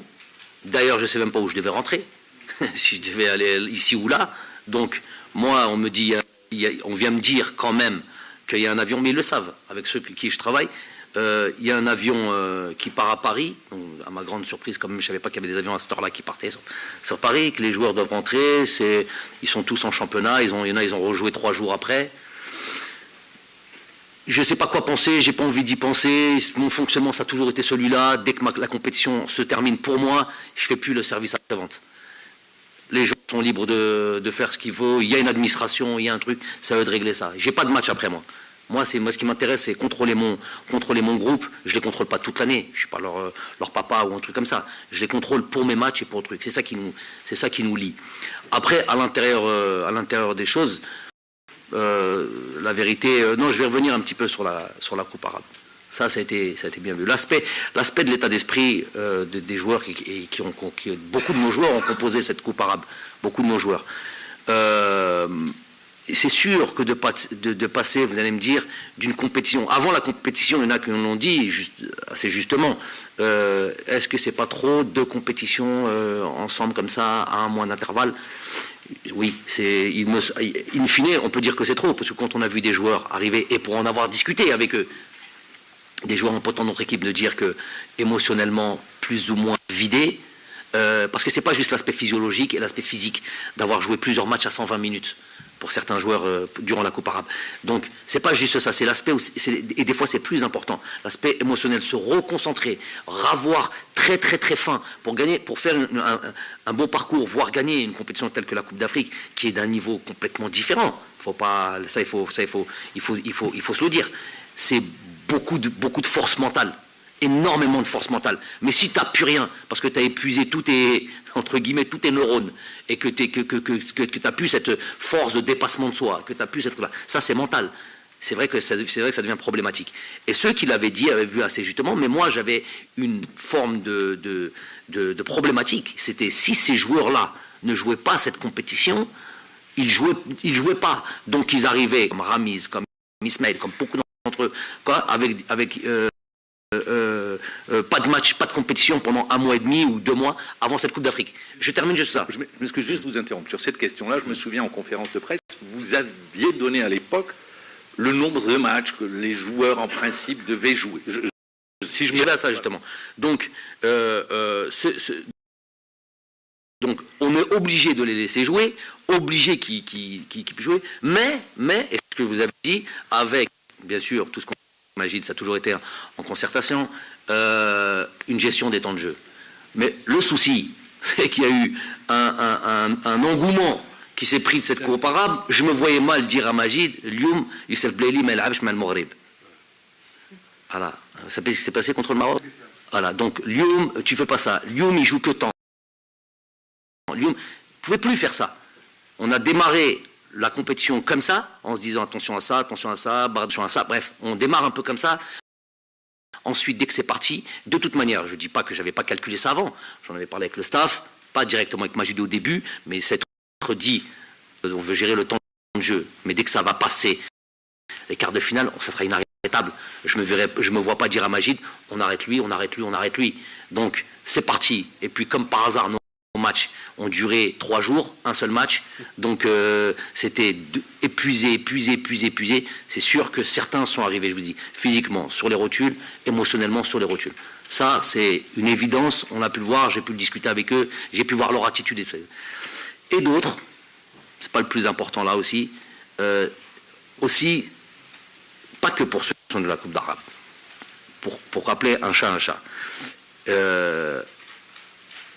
une partie du groupe, peut-être même d'une certaine manière l'ensemble du groupe, de ceux de la Coupe arabe, de ceux qui sont venus, qui ont travaillé depuis longtemps, une forme de... C'est pas un manque d'humilité, je dirais pas ça comme ça serait faux, et ça serait être injuste envers eux, pour tout le travail qu'ils ont fait, et tout le travail qu'ils ont commis, nous ne l'oublions jamais, mais une forme de... peut-être d'autosatisfaction, ou peut-être une forme de... ça serait manquer d'humilité, c'est pas ça, c'est pas truc, de certitude, de vraie certitude. Donc il y a la confiance en soi, il y a l'ambition, il y a de se dire, écoute, on est reparti, et il y a peut-être un peu trop de certitude, et peut-être que les choses vont se passer normalement en allant sur le terrain. Et voilà, donc peut-être un petit peu ça, mixer un peu tout ça. Et ce que je vous dis, ce qui me, on va revenir sur cette histoire, on va basculer sur le truc du Cameroun, ce qui me, aussi, cette partie irrationnelle que je ne m'explique pas, parce qu'on peut rater des occasions, tout, mais comment en rater autant? Parce que ce que je voyais à l'entraînement aussi, c'est ça le problème, c'est que quand on voyait, bon, pour les techniciens, ceux qui savent, quand un exercice, le jour du match, devient difficile, à savoir pas bon dans la transmission, dans l'évolution, dans la construction du jeu, on fait ça à l'entraînement. C'est pas du jour au jour du match, tu dis voilà ce qu'il faut faire. C'est pas des mots, c'est des exercices, c'est du travail qui va dans ce sens-là. Donc on a une problématique pour marquer des buts. Bizarrement, on est, je crois, l'attaque d'un point de vue offensif. Sur les 3 dernières années, on a battu quasiment toute d'Afrique, la Coupe d'Afrique d'avant, 2019. On a été la meilleure attaque des qualifications de Coupe d'Afrique pour cette Coupe d'Afrique-là, meilleure attaque des qualifications de Coupe du Monde, zone monde, toute zone confondue. Donc, on joue contre le Ghana juste avant de venir, avec plein de joueurs en moins, des joueurs importants, on met 3 buts, on arrive pour cette Coupe d'Afrique, extinction des feux, on n'arrive plus à mettre un but. Donc, les exercices à l'entraînement, même les exercices à l'entraînement, ce que je veux dire, pour parler clairement entre nous, c'était déjà perceptible. Je ne dis pas avant les matchs, même après les matchs, où dans la préparation, je dirais, oh, on va redonner confiance aux gars, on va les réinstaller pratiquement sans opposition, mais avec la vitesse que l'on demande, la vitesse de match, et il y avait une problématique pour finir. Donc il y avait une sorte de doute, une sorte de truc qui s'était installé. Coach, vous avez donné la stat au Cameroun, tu avais dit, vous avez eu, l'équipe a eu, 10 passes de but décisifs. 10 passes. Je prends la Guinée équatoriale, ils ont eu 3 corners, ils marquent sur un seul corner, on a dominé. On ne va pas refaire l'histoire, je pense que le but qu'on prend fait que les joueurs, à un moment donné, vous avez dit, c'est des êtres humains, ce but, ils ne s'attendaient pas du tout, peut-être psychologiquement, ça les a atteints. Mais je ne vais pas revenir sur... Sûrement. Sûrement, plutôt. Ouais. Moi, je voudrais rester sur un aspect avec vous. La page est tournée, ça y est, la Coupe d'Afrique des Nations, on ne va pas la refaire, on a sorti... Non, on était juste obligé de faire un bilan. Et pour ceux qui disent pourquoi on a attendu 1 mois et demi, j'ai attendu 1 mois et demi ou 1 mois avant de faire l'analyse de la Coupe d'Afrique qu'on a gagnée en Égypte. J'allais revenir avec vous. Vous avez gagné la Coupe d'Asie en Arabie Saoudite, avec le Qatar. Vous gagnez la Coupe d'Afrique des Nations, si je peux me permettre, en tant qu'entraîneur à la tête d'une sélection. Comment vous avez vécu cela? Quel enseignement vous avez tiré? Et comment se projeter sur le match pour la Coupe du Monde? Ouais. Donc déjà, sans prétention aucune, c'est toi, Mamar, qui pose la question. C'est vrai que quand on n'est pas habitué à perdre, avant de perdre contre ce match contre la Guinée équatoriale, je crois j'étais en tant qu'entraîneur, on aime ce genre de petites stats, ça nous rassure dans notre travail. On se remet en question assez souvent et on se dit est-ce qu'on est sur le bon chemin. Ça faisait 4 années que j'avais pas perdu un match. Sur ces 4 années, il y a eu une saison complète, ma dernière saison au Qatar, où on a pris tous les titres. Donc c'était une saison où on a été invaincu. J'ai eu une qualification de Coupe d'Afrique 2019. On a eu la phase finale. Une qualification de Coupe d'Afrique pour cette Coupe d'Afrique, qualification de Coupe du Monde. On a eu des matchs de préparation ou des matchs amicaux, appelez-le comme vous voulez, de qualité, et tout ça sans perdre un match. Donc c'est vrai que on a cette culture de la victoire en nous. Je leur dis souvent à mon staff, pour Aziz Bourras par exemple, qui est très expérimenté, qui a un gros passé en Ligue 1, je lui dis, si je me demande comment les entraîneurs ils font après notre match de la Guinée équatoriale, comment les entraîneurs font comment ils peuvent vivre avec cette histoire de perdre un match toutes les 2 semaines, un match sur 2, ou voilà, c'est le quotidien de tous les entraîneurs. Je dis souvent qu'il y a un entraîneur par championnat qui gagne le championnat, donc son entraîneur qui gagne les championnats, ça veut dire qu'il a l'habitude de gagner. Sinon tous les autres ont l'habitude de la 5e à la dernière place, ils ont l'habitude de perdre régulièrement. Et c'est vrai que c'est un sentiment chez moi atroce, le haq, encore plus quand c'est l'équipe nationale. Le haq encore plus quand c'est l'équipe nationale, parce que ça dépasse l'idée d'un microcosme ou d'un club avec l'état de peuple. On sait que c'est plus d'un nombre grandissant de gens avec beaucoup d'attentes. C'est vrai que c'est une souffrance. Encore aujourd'hui, j'ai ça en moi. J'ai ce goût amer de ce qui nous est arrivé. On n'est pas déçus, on a un sentiment, même moi en tout cas j'ai ce sentiment-là. Les joueurs, pour revenir aux joueurs, et on va basculer sur le Cameroun, c'est un rapport avec le Cameroun ce que je vous dis. Je sais que les joueurs, je les ai très régulièrement, l'ensemble du groupe, ils ont ce sentiment-là, presque forme d'humilité, d'humiliation, pas d'humilité, d'humiliation, d'être sorti au premier groupe. Mais regardez comment on fait les choses, nous, nous c'est tout ou rien. C'est où on la gagne, où on va même pas au 8e de finale. Quand toutes les équipes du monde, en gros tu participes au tournoi, tu es en 8e de finale déjà. Tu n'as même pas encore commencé à jouer, tu es en 8e de finale. Parce que faut faire fort, et on l'a fait. On mérite un titre pour ça. Il faut faire fort pour ne pas aller ne serait-ce qu'en 8e de finale. Pour finir meilleur 3e. Il y a 3 meilleurs 3e sur 4. Il y a 4 meilleurs 3e sur 6. Donc on a fait très très fort. La vérité, on a fait très très fort. On aurait pu perdre en 8e, perdre un quart, voilà, on aurait pu faire comme le Maroc, par exemple, tu vois, faire un parcours, et puis perdre en 8e. Voilà, ça aurait été choquant, mais là, ne même pas aller au truc. Je ne sais vraiment pas comment on s'est débrouillé pour faire ça. Bon, malgré que je viens de vous parler 1 heure, mais bon, ça reste en moi. On est sur ça de toute manière, et j'ai envie de dire, alhamdoulilah, qu'on a très très vite la possibilité de se replonger sur un événement qui est l'objectif principal, qu'on ne se cache pas. Je ne dis pas que la Coupe d'Afrique est venue, n'était plus un objectif, non. On était tenant du titre, on joue une compétition comme celle-là. Un match de préparation, pour moi, c'est un match à gagner. Ce n'est pas une compétition dans laquelle on détient le titre qu'on va prendre à la légère. On n'a rien pris à la légère du tout. Mais l'objectif, ça a toujours été, avant la Coupe d'Afrique 2019, j'ai dit ce que j'avais à dire comme objectif pour cette Coupe d'Afrique. Après la Coupe d'Afrique 2009, je vous ai dit quels étaient nos objectifs. Et on a essuyé un revers, un échec, mais l'objectif principal, c'est la Coupe du Monde. Les joueurs le savent, c'était le deal qui était, on y est, on est en plein dedans, et je sais que chaque jour, on y pense, chaque jour, ils y pensent, ils doivent y penser. Chaque jour, ils ont des choses à faire justement chaque jour. Et voilà, donc on va se préparer, on est remonté, voilà.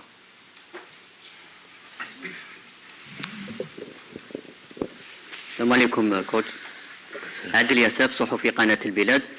كوتش، بعد ما تحدثنا عن الماضي وما حدث في الكاميرون، نتحدث الآن عن المستقبل. مباراة فاصلة وحاسمة تنتظر المنتخب الوطني أمام نظيره الكاميروني ذهابا، وهي مونديال قطر، وإن شاء الله نحقق هذا الإنجاز، لكن من أجل تحقيقه يتطلب عمل كبير وكبير جدا. ولذلك كوتش، الكثير من المتتبعين للشأن الرياضي والمحللين مؤخرا أجمعوا على أن مشكلة المنتخب الوطني والمعضلة الكبيرة هي خط الدفاع، خاصة في ظل إصابة يوسف عطال، إصابة عبد القادر بدران، تراجع المستوى بعض الشيء لرامي بن سبعيني، والمشاركة الغير منتظمة لجمال الدين بالعمري. كيف سيتعامل الكوتش بالماضي مع هذه النقائص والظروف، خاصة وأن المنافس هو كاميروني شرس وقوي وأثبت فعاليته الهجومية في الكان الأخير، والدليل المباراة المركز الثالث أمام متأخر ب3 أهداف، رجع في النتيجة وفاز في اللقاء بضربات الترجيح. مشكور. أول شيء ما عنديش هذو الإصابات اللي موجودة في المنتخب، قلت الأسماوات، ما نقدر نعمل ولا شيء إلا يرجعوا إن شاء الله بالسلامة بقوة le plus vite possible. Donc أنا ce que je peux dire c'est que جمال يلعب بالعمري، بدران رجع للتمارين مع الفريق، sûrement qu'il va jouer dans les matchs à venir, qu'il aura au moins 2 matchs, voire 3 matchs, 2 matchs de Champions League, Inch'Allah. Il n'y a pas d'autre. On va travailler évidemment sur tous les joueurs qui sont notre possession. Je ne vais pas inventer des choses. Je suis pas. On va tirer le maximum des joueurs qui vont être à notre disposition et faire en sorte qu'on soit l'équipe ou la défense que l'on a été dans un passé récent. Mais le travail défensif, vous le savez très bien, ce n'est pas juste des défenseurs, c'est tout un travail d'équipe, et c'est là où est أنا هدفي كفريق، ندافعوا كفريق كمجموعة، c'est plus ça mon idée de régler les problèmes de l'adversaire.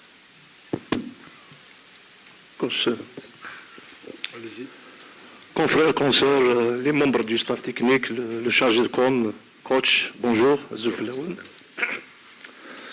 Coach, je voudrais aller au fond des choses avec vous, connaissant votre sincérité, surtout en ces moments d'hypocrisie sportive, parce qu'on ne veut pas aller au fond des choses. Donc j'espère que j'aurai des réponses à mes interrogations. Coach, quand il y a un échec, je parle d'échéanisationnel. Si vous avez assumé pleinement vos responsabilités, ce n'est pas le cas du président de la fédération. Donc, moi, ce qui me pousse à poser cette question, c'est qu'il y a des anomalies. Vous avez pris 1 mois pour comprendre les raisons de l'échec sur le plan technique, contrairement au président de la fédération, qui n'a pas pris 1 semaine pour arriver à la conclusion que les raisons de l'échec et de l'humiliation sur le plan organisationnel à Douala, c'est le manager général, d'ailleurs, qui a été limogé. Premièrement, partagez-vous cette décision? Deuxièmement, une autre déclaration bizarre qui fait que ça ne va pas sur le plan organisationnel, et je pense que c'est inversé. À l'annonce de la domiciliation de la rencontre Cameroun-Algérie, le président de la fédération ne s'est pas gêné pour toute sa satisfaction quant à cette domiciliation. Il a même dit qu'on connaît très bien la pelouse, on connaît bien les conditions de séjour. Il a parlé à votre place. Est-ce que c'est normal? Merci, coach.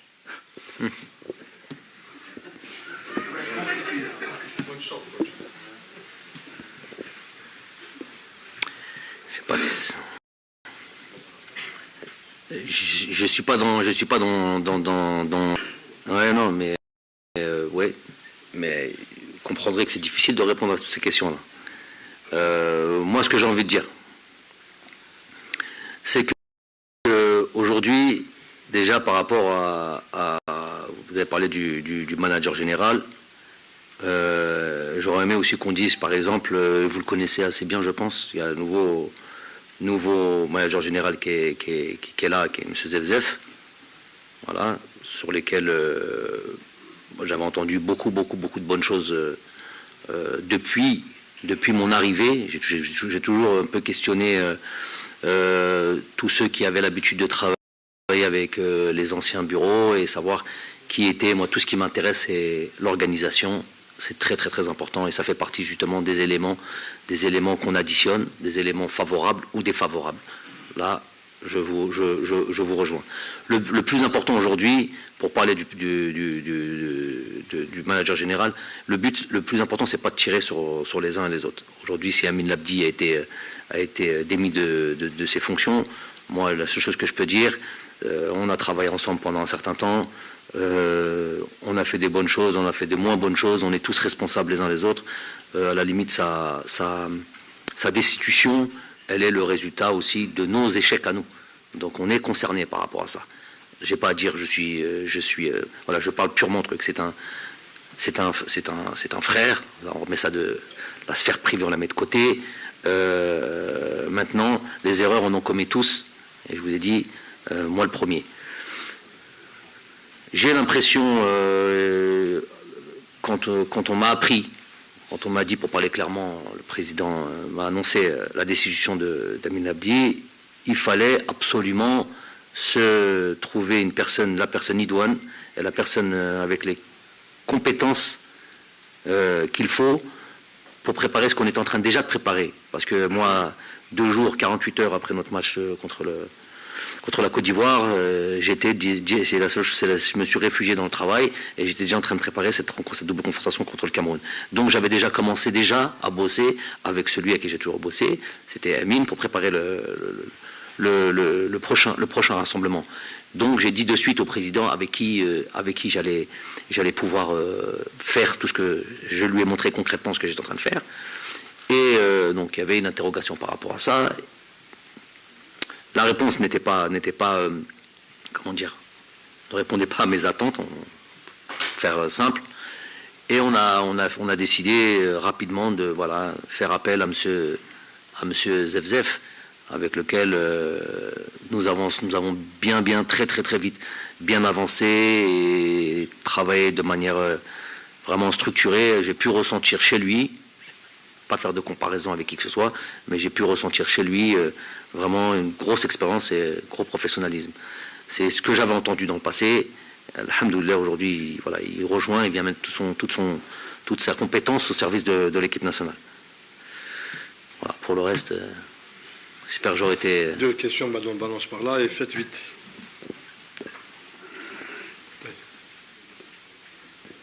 السلام عليكم كوتش. السلام. موش هشام قناة الهضاب تي في.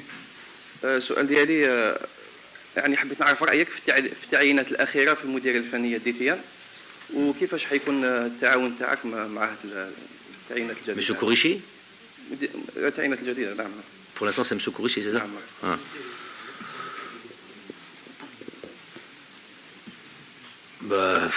Moi, il n'y a pas de... Je vois pas... si M. le DTN, M. Kourichi, a envie de parler football et que ça a un rapport avec l'équipe nationale, aujourd'hui, c'est mes prérogatives. Aujourd'hui, l'urgence, elle est à ces 2 matchs.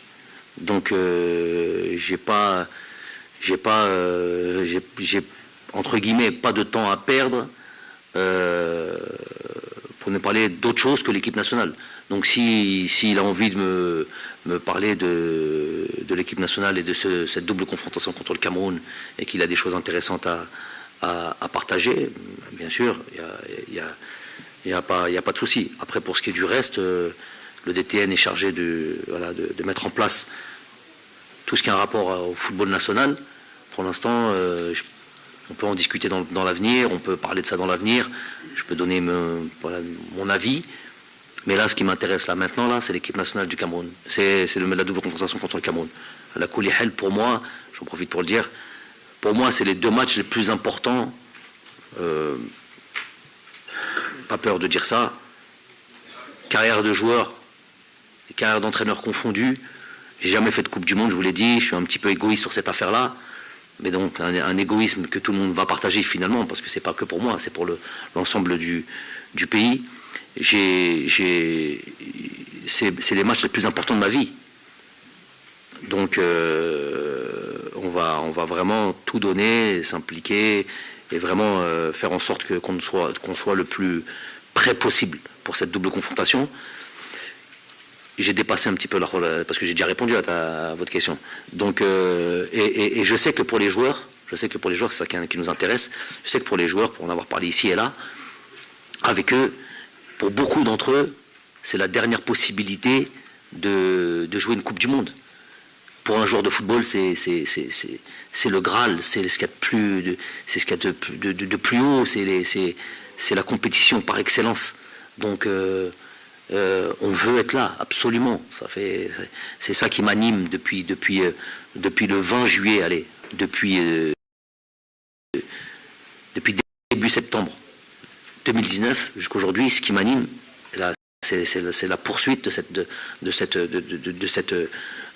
objectif et de cette compétition. Je sais que je vois déjà différence, ne serait-ce que d'implication d'un point de vue mental, pour en parler avec eux sur cette compétition et l'envie absolue d'y être. Donc ça, c'est ça qui m'intéresse le plus, moi. Donc on va tous, on sait que notre peuple attend ça avec impatience. À la Koulihel, j'ai vu à la Cha'bna, généralement dans tous les pays, quand il y a un succès, c'est l'euphorie générale et tout ça et tout, et quand il y a un échec, c'est tout le contraire, général aussi. Là j'ai vu un peuple, notre peuple. Et je l'ai partagé aussi ça avec les joueurs en leur disant, et ils l'ont vu de même. J'ai vu un peuple très sage, qui n'a pas été amnésique, qui certes est déçu. Il doit être déçu, il a raison d'être déçu. Mais si, il peut montrer sa déception, mais il a beaucoup plus montré sa gratitude à ce travail qui est presque inédit. Je vous répète, parce qu'il y a certains qui toujours essayent d'amoindrir un petit peu de trucs. Cette génération, ce groupe de joueurs qui a été ramené des trophées dans la vitrine de la fédération, qui a fait que le pays gagne. Moi, ça a été mon objectif numéro 1 quand je suis venu en équipe nationale. Je l'ai dit ça, il y a encore des vidéos de ça, vous pouvez aller voir. Où j'ai dit, j'étais pas sélectionneur encore, je travaillais au Qatar. J'ai dit, moi, le jour où je vais en équipe d'Algérie, c'est pour gagner des titres. Coupe du Monde, c'est difficile. Coupe d'Afrique, c'est possible. On a ramené des titres. Cette génération de joueurs a ramené des titres. Ça, il ne faut jamais l'oublier. Le Cham Mensahada, il n'a pas oublié le Farha, tous les jours on essaie de leur transmettre, même sur cette dernière Coupe d'Afrique. C'est toujours été notre truc. Après, est-ce qu'on avait les capacités à ce moment-là? Est-ce qu'on avait est-ce qu'on était armé pour ça? Non. L'envie était là, parce que c'est toujours notre détermination va toujours dans ce sens-là, mais on n'avait pas ce truc. Donc nous, l'objectif aujourd'hui, c'est de farhou sha'bna. Vraiment, le farhou sha'bna, c'est pas un discours comme ça. Et nous, c'est l'objectif, c'est que voilà, tout notre pays, on a 8 mois devant nous après cette date-là, pour se préparer dans l'euphorie, puisque avoir, c'est comme si vous vous préparez à aller à un mariage. Un mariage, c'est une belle préparation, ça, normalement. Donc, Mabrouk, bienvenue, Meshek. Salam alaikum. Allah yabarak, Inch'Allah. Allah yabarak. Donc voilà, donc imaginez-vous une qualification, c'est ce qui a été dit aux joueurs, une qualification au mois de mars, vous avez jusqu'au mois de novembre-décembre à vous préparer et là nourrir après d'autres, c'est un autre objectif, parce que se qualifier une Coupe du Monde, combien il y a eu d'éditions de Coupe du Monde, vous journalistes? Non, dans l'histoire de la Coupe du Monde, combien? 21 Coupes du Monde. On a participé à 4. C'est pas mal en Afrique. C'est pas mal. C'est pas comme si on. Oui. Après, ça aussi, je l'ai dit aux joueurs. Pour moi, parce qu'après, ça va être une Coupe d'Afrique, une Coupe du Monde tous les 2 ans, avec beaucoup plus d'équipes. C'est ça.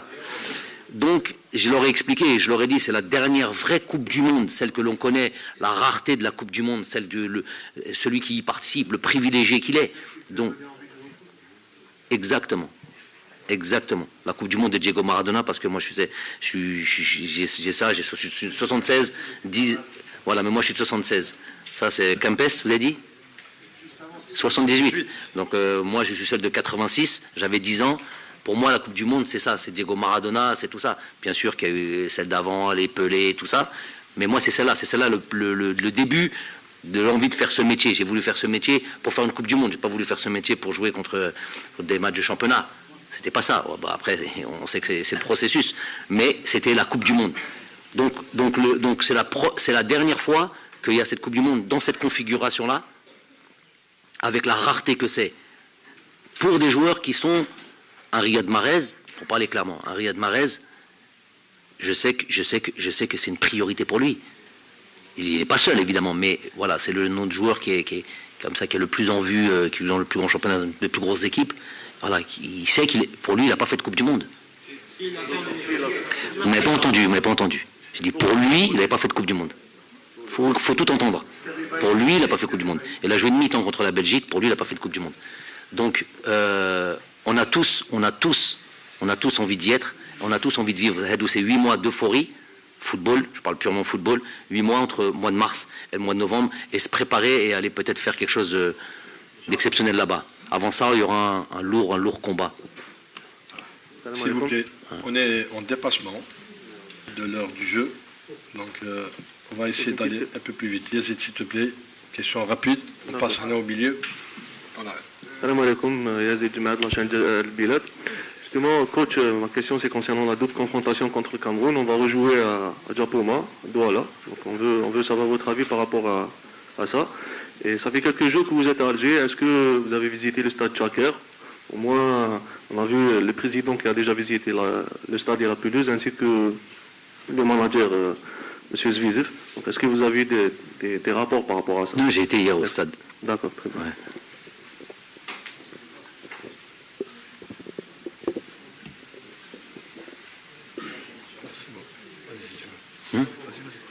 Par rapport à Japoma,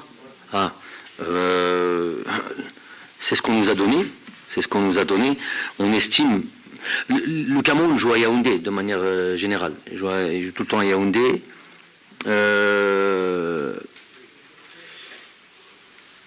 Exceptionnellement, ils nous font jouer à Japoma.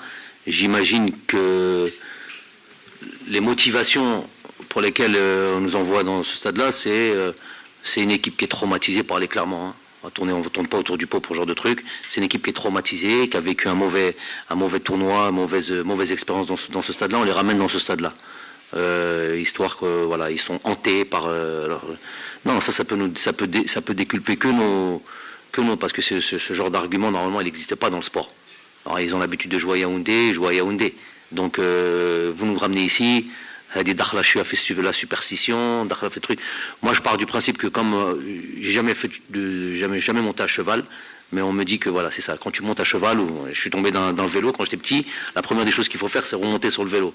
Tu tombes d'un cheval, il faut vite remonter sur le cheval, sinon tu n'en feras plus jamais. Apparemment, tu as un traumatisme, tout ça et tout. Moi, pas de problème. Si on m'avait donné le choix, moi j'ai envie de jouer dans une belle pelouse. J'ai envie de jouer dans une pelouse praticable. Il me semble qu'eux aussi, ils ont des joueurs pour. Mais j'espère que si la pelouse est bien, il n'y a pas d'histoire de traumatiser, pas traumatisé. On est traumatisé par la pelouse, nous. le côté catastrophique de cette pelouse. Ça, il n'y a pas de... Ils peuvent dire tout ce qu'ils veulent, elle était catastrophique, t'as ça. Donc, mais le stade, la ville, je suis pas un touriste, moi, je viens pas à Douala pour visiter, et il n'y a pas de monstre là-bas, il n'y a pas de... rien du tout. Il y a juste, donnez-nous un truc pour pouvoir jouer au football, voilà, et puis il n'y a ni traumatisme ni rien, la superstition, on n'est pas traumatisé, loin de là, c'est notre compétition, et ça fait que renforcer notre truc. Voilà, déculper notre envie d'aller faire un gros match là-bas. Tchakir, je lui ai dit, Tchakir, j'ai été voir, nickel chrome, alhamdoulilah, félicitations à ceux qui bossent dessus. Bonjour coach, Riyad Belkhadim, Canal Algérie. En fait, je crois qu'aujourd'hui c'est une des rares conférences de presse où vous avez presque répondu à toutes les questions. Non, je réponds toujours à tout. Non, avant même qu'on les pose, parce que vous avez répondu à certaines questions que j'allais poser, notamment celle de la déconvenue en Coupe d'Afrique, depuis que vous êtes en poste en tant que sélectionneur, que ce soit l'Algérie ou le Qatar, comme a dit Ma'ammar tout à l'heure. C'est un sacré coup d'arrêt. La première question, elle est personnelle, elle est pour vous. Avant de gérer le mental des joueurs, comment vous avez vécu cette période jusqu'à maintenant, parce que le match du Cameroun, il commence maintenant. Est-ce que vous ne pensez pas que c'est une chance pour vous d'effacer cette grosse déception? Parce qu'en face, d'abord, vous avez le Cameroun, vous êtes obligé de revenir à l'endroit où vous avez perdu, au bout de 35 matchs, au Cameroun, pour aller arracher ce dont vous rêviez depuis que vous êtes tout petit. Ça, c'est une chance aussi. La seconde question, c'est sur le technique par rapport au match du Cameroun. Vous avez regardé le parcours du Cameroun jusqu'à leur élimination en demi-finale. On a regardé leurs 13 derniers matchs. Vous n'allez pas nous dévoiler, bien sûr, les secrets techniques de ce match, mais est-ce que vous pensez qu'en un mois, ou un peu plus d'un mois, cette Algérie qui avait tutoyé le très haut niveau en remportant la Coupe d'Afrique en Égypte, est-ce qu'on peut la retrouver pour cette double confrontation à Douala et ici à Blida, parce que en fait c'est un match en deux, quoi, pour passer, pour aller au Qatar? Bonne question. Déjà, c'est pas cette grande équipe. Pour moi, elle n'est pas juste là. Elle a démarré peut-être, et même elle a même démarré avant la Coupe d'Afrique. Bon, le triomphe a été concrètement établi avec l'attribution du trophée en 2019, mais cette grande équipe, elle a continué à travailler, elle a continué pendant toutes ces années à être performante. Pas toujours avec les meilleurs matchs, mais ça je vous le dis, ça c'est le lot de toutes les équipes du monde. Je pense que vous le savez ça. Vous allez voir le Brésil jouer, vous allez voir le truc. C'est pas tous les jours la samba. Vous voyez le Brésil des fois, ils jouent très très très très mal, mais ils gagnent leur match. Donc nous, ça nous est arrivé de pas jouer très bien, mais de gagner nos matchs. Donc la constance a été là pendant toutes ces années-là. Le coup d'arrêt, ça a été le match du Sierra Leone. Même pas la double confrontation contre le Burkina Faso, quand on l'a présenté comme une équipe. C'est toujours la même chose. Une équipe, on manque. C'est finalement ceux qui communiquent là-dessus. Je vous dis pas vous comme ça précisément, mais ceux qui communiquent, qui se reconnaîtront. Ceux qui nous disaient par contre le Burkina Faso était fait demi-finale de la Coupe d'Afrique, ils ont failli à moins une, ils ont failli aller en finale et peut-être la gagner, on ne sait jamais. Donc nous, on sait qu'on est capable. On sait qu'on est capable de, parce que là, quand on a analysé tout ce qu'on a analysé avant, dont on a parlé. Donc ça, c'est des données, c'est verbal. Après, il y a tout ce qui est visuel, et il y a tout ce qui va être, tout ce qui est vidéo, tout ce qui est analyse purement technique. Assembler tout ça. Le but, c'est de quoi? C'est de ne pas recommettre les mêmes erreurs à tous les niveaux, d'un point de vue tactique, d'un point de vue capacité athlétique pour réaliser les plans de jeu et mettre en pratique notre football et nos principes de jeu. Donc ça, c'est les choses qu'on va pouvoir, sur lesquelles on va pouvoir et devoir rectifier. Si on veut, il est certain que c'est pas sûrement avec les mêmes ingrédients, tout ce qu'on vient de citer là, qu'on va pouvoir réaliser juste parce qu'on a envie d'aller à la Coupe du Monde et on a un rêve. Leur rêve, il est décuplé aussi au Cameroun. Eux aussi, ils ont envie d'aller. Samuel Eto'o, il a envie d'aller en Coupe du Monde en tant que président de fédération. Les joueurs ont envie de. Les joueurs, s'ils sont pas dans un succès ou dans un échec plutôt, dans un échec à part entière, ils ne sont pas dans un succès par rapport à leur dernière Coupe d'Afrique organisée à la maison, sur tapis rouge. Donc eux, ils ont aussi cette envie d'y aller à cette Coupe du Monde. Donc ça ne va pas juste être des mots ou une envie, ou même ne serait-ce que de la détermination. Il va falloir sortir des choses qu'on a peut-être rarement sorties. Il va falloir vraiment répondre présent d'une manière très très très forte des Japoma. Et ça, c'est pas un travail qui démarre aujourd'hui, lors de notre conférence de presse. C'est un truc qui démarre, et c'est là je réponds en même temps à votre première question. La seule manière qui me permet de pouvoir vivre normalement, et là j'en rajoute pas, j'en abuse pas, mon staff à côté peut vous le dire, la seule manière que j'ai de vivre normalement, c'est qu'on a tout de suite la possibilité de rectifier ça avec deux matchs d'une grande importance. Et tant mieux, archi tant mieux que ça puisse se passer comme ça. Et ça a commencé, quand est-ce qu'a commencé ça dès le lendemain de notre match d'élimination. Aziz Bourras est là pour témoigner, on a eu 7 heures de vol.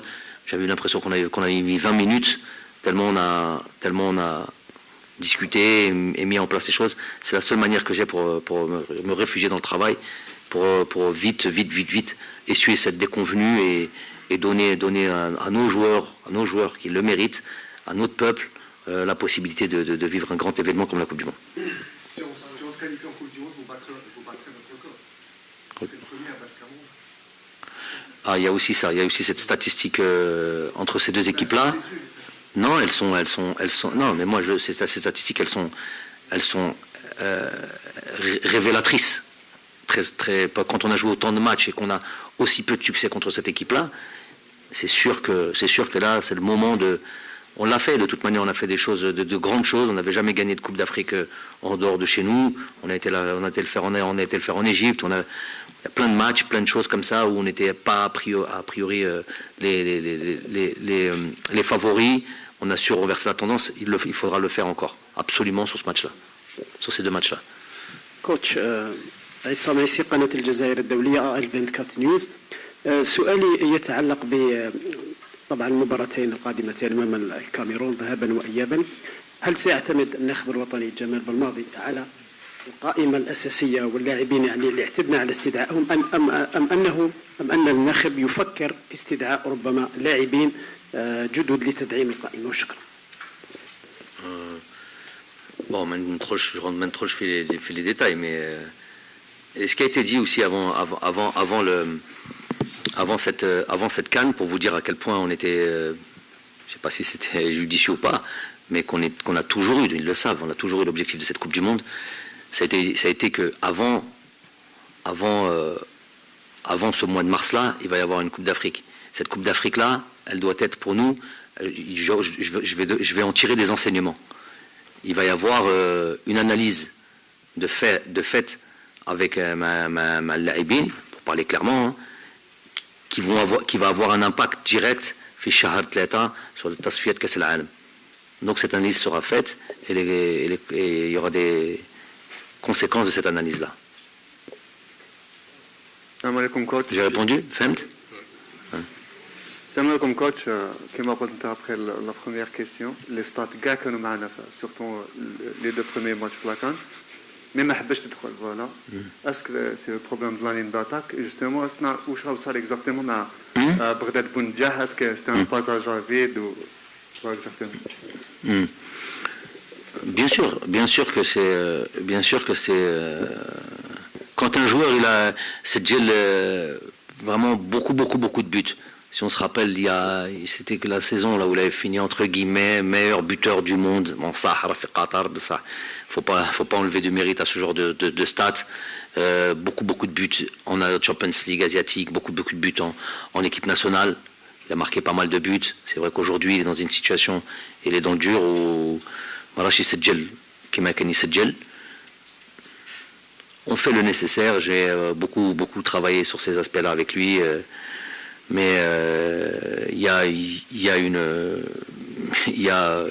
le travail qu'on fait avec lui, mais il y a surtout les attentes. À un moment donné, on est obligé, on a besoin. Et des fois, c'est individuellement, des fois c'est sur notre animation offensive. Il y a plein de choses qui rentrent en jeu, et il va falloir trouver les solutions par rapport à ça. Je cherche les solutions et Inch'Allah, on va faire en sorte de les trouver pour ces deux matchs-là. Bonjour coach. Bonjour coach. Bonjour. On a parlé de tout, on n'a pas parlé du programme de préparation de l'équipe nationale avant le match du Cameroun. On a entendu parler de la Guinée équatoriale, mais rien n'est encore, c'est-à-dire clair par rapport à ça.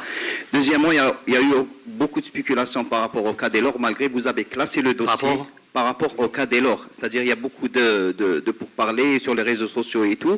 Il y a même le joueur qui vient de déclarer récemment. Donc, est-ce que vous pouvez nous clarifier une fois pour toutes ce dossier? Qu'est-ce qu'il a déclaré? Bon, son souhait de revenir, encore une fois, à l'équipe nationale. Chez RMC, il a déclaré à RMC avec l'émission de Roten. Donc, il a parlé de son souhait de revenir. C'est pas Roten le sélectionneur de l'équipe nationale. C'est quoi ces histoires? Non, mais pour la première question, c'est quoi la première question?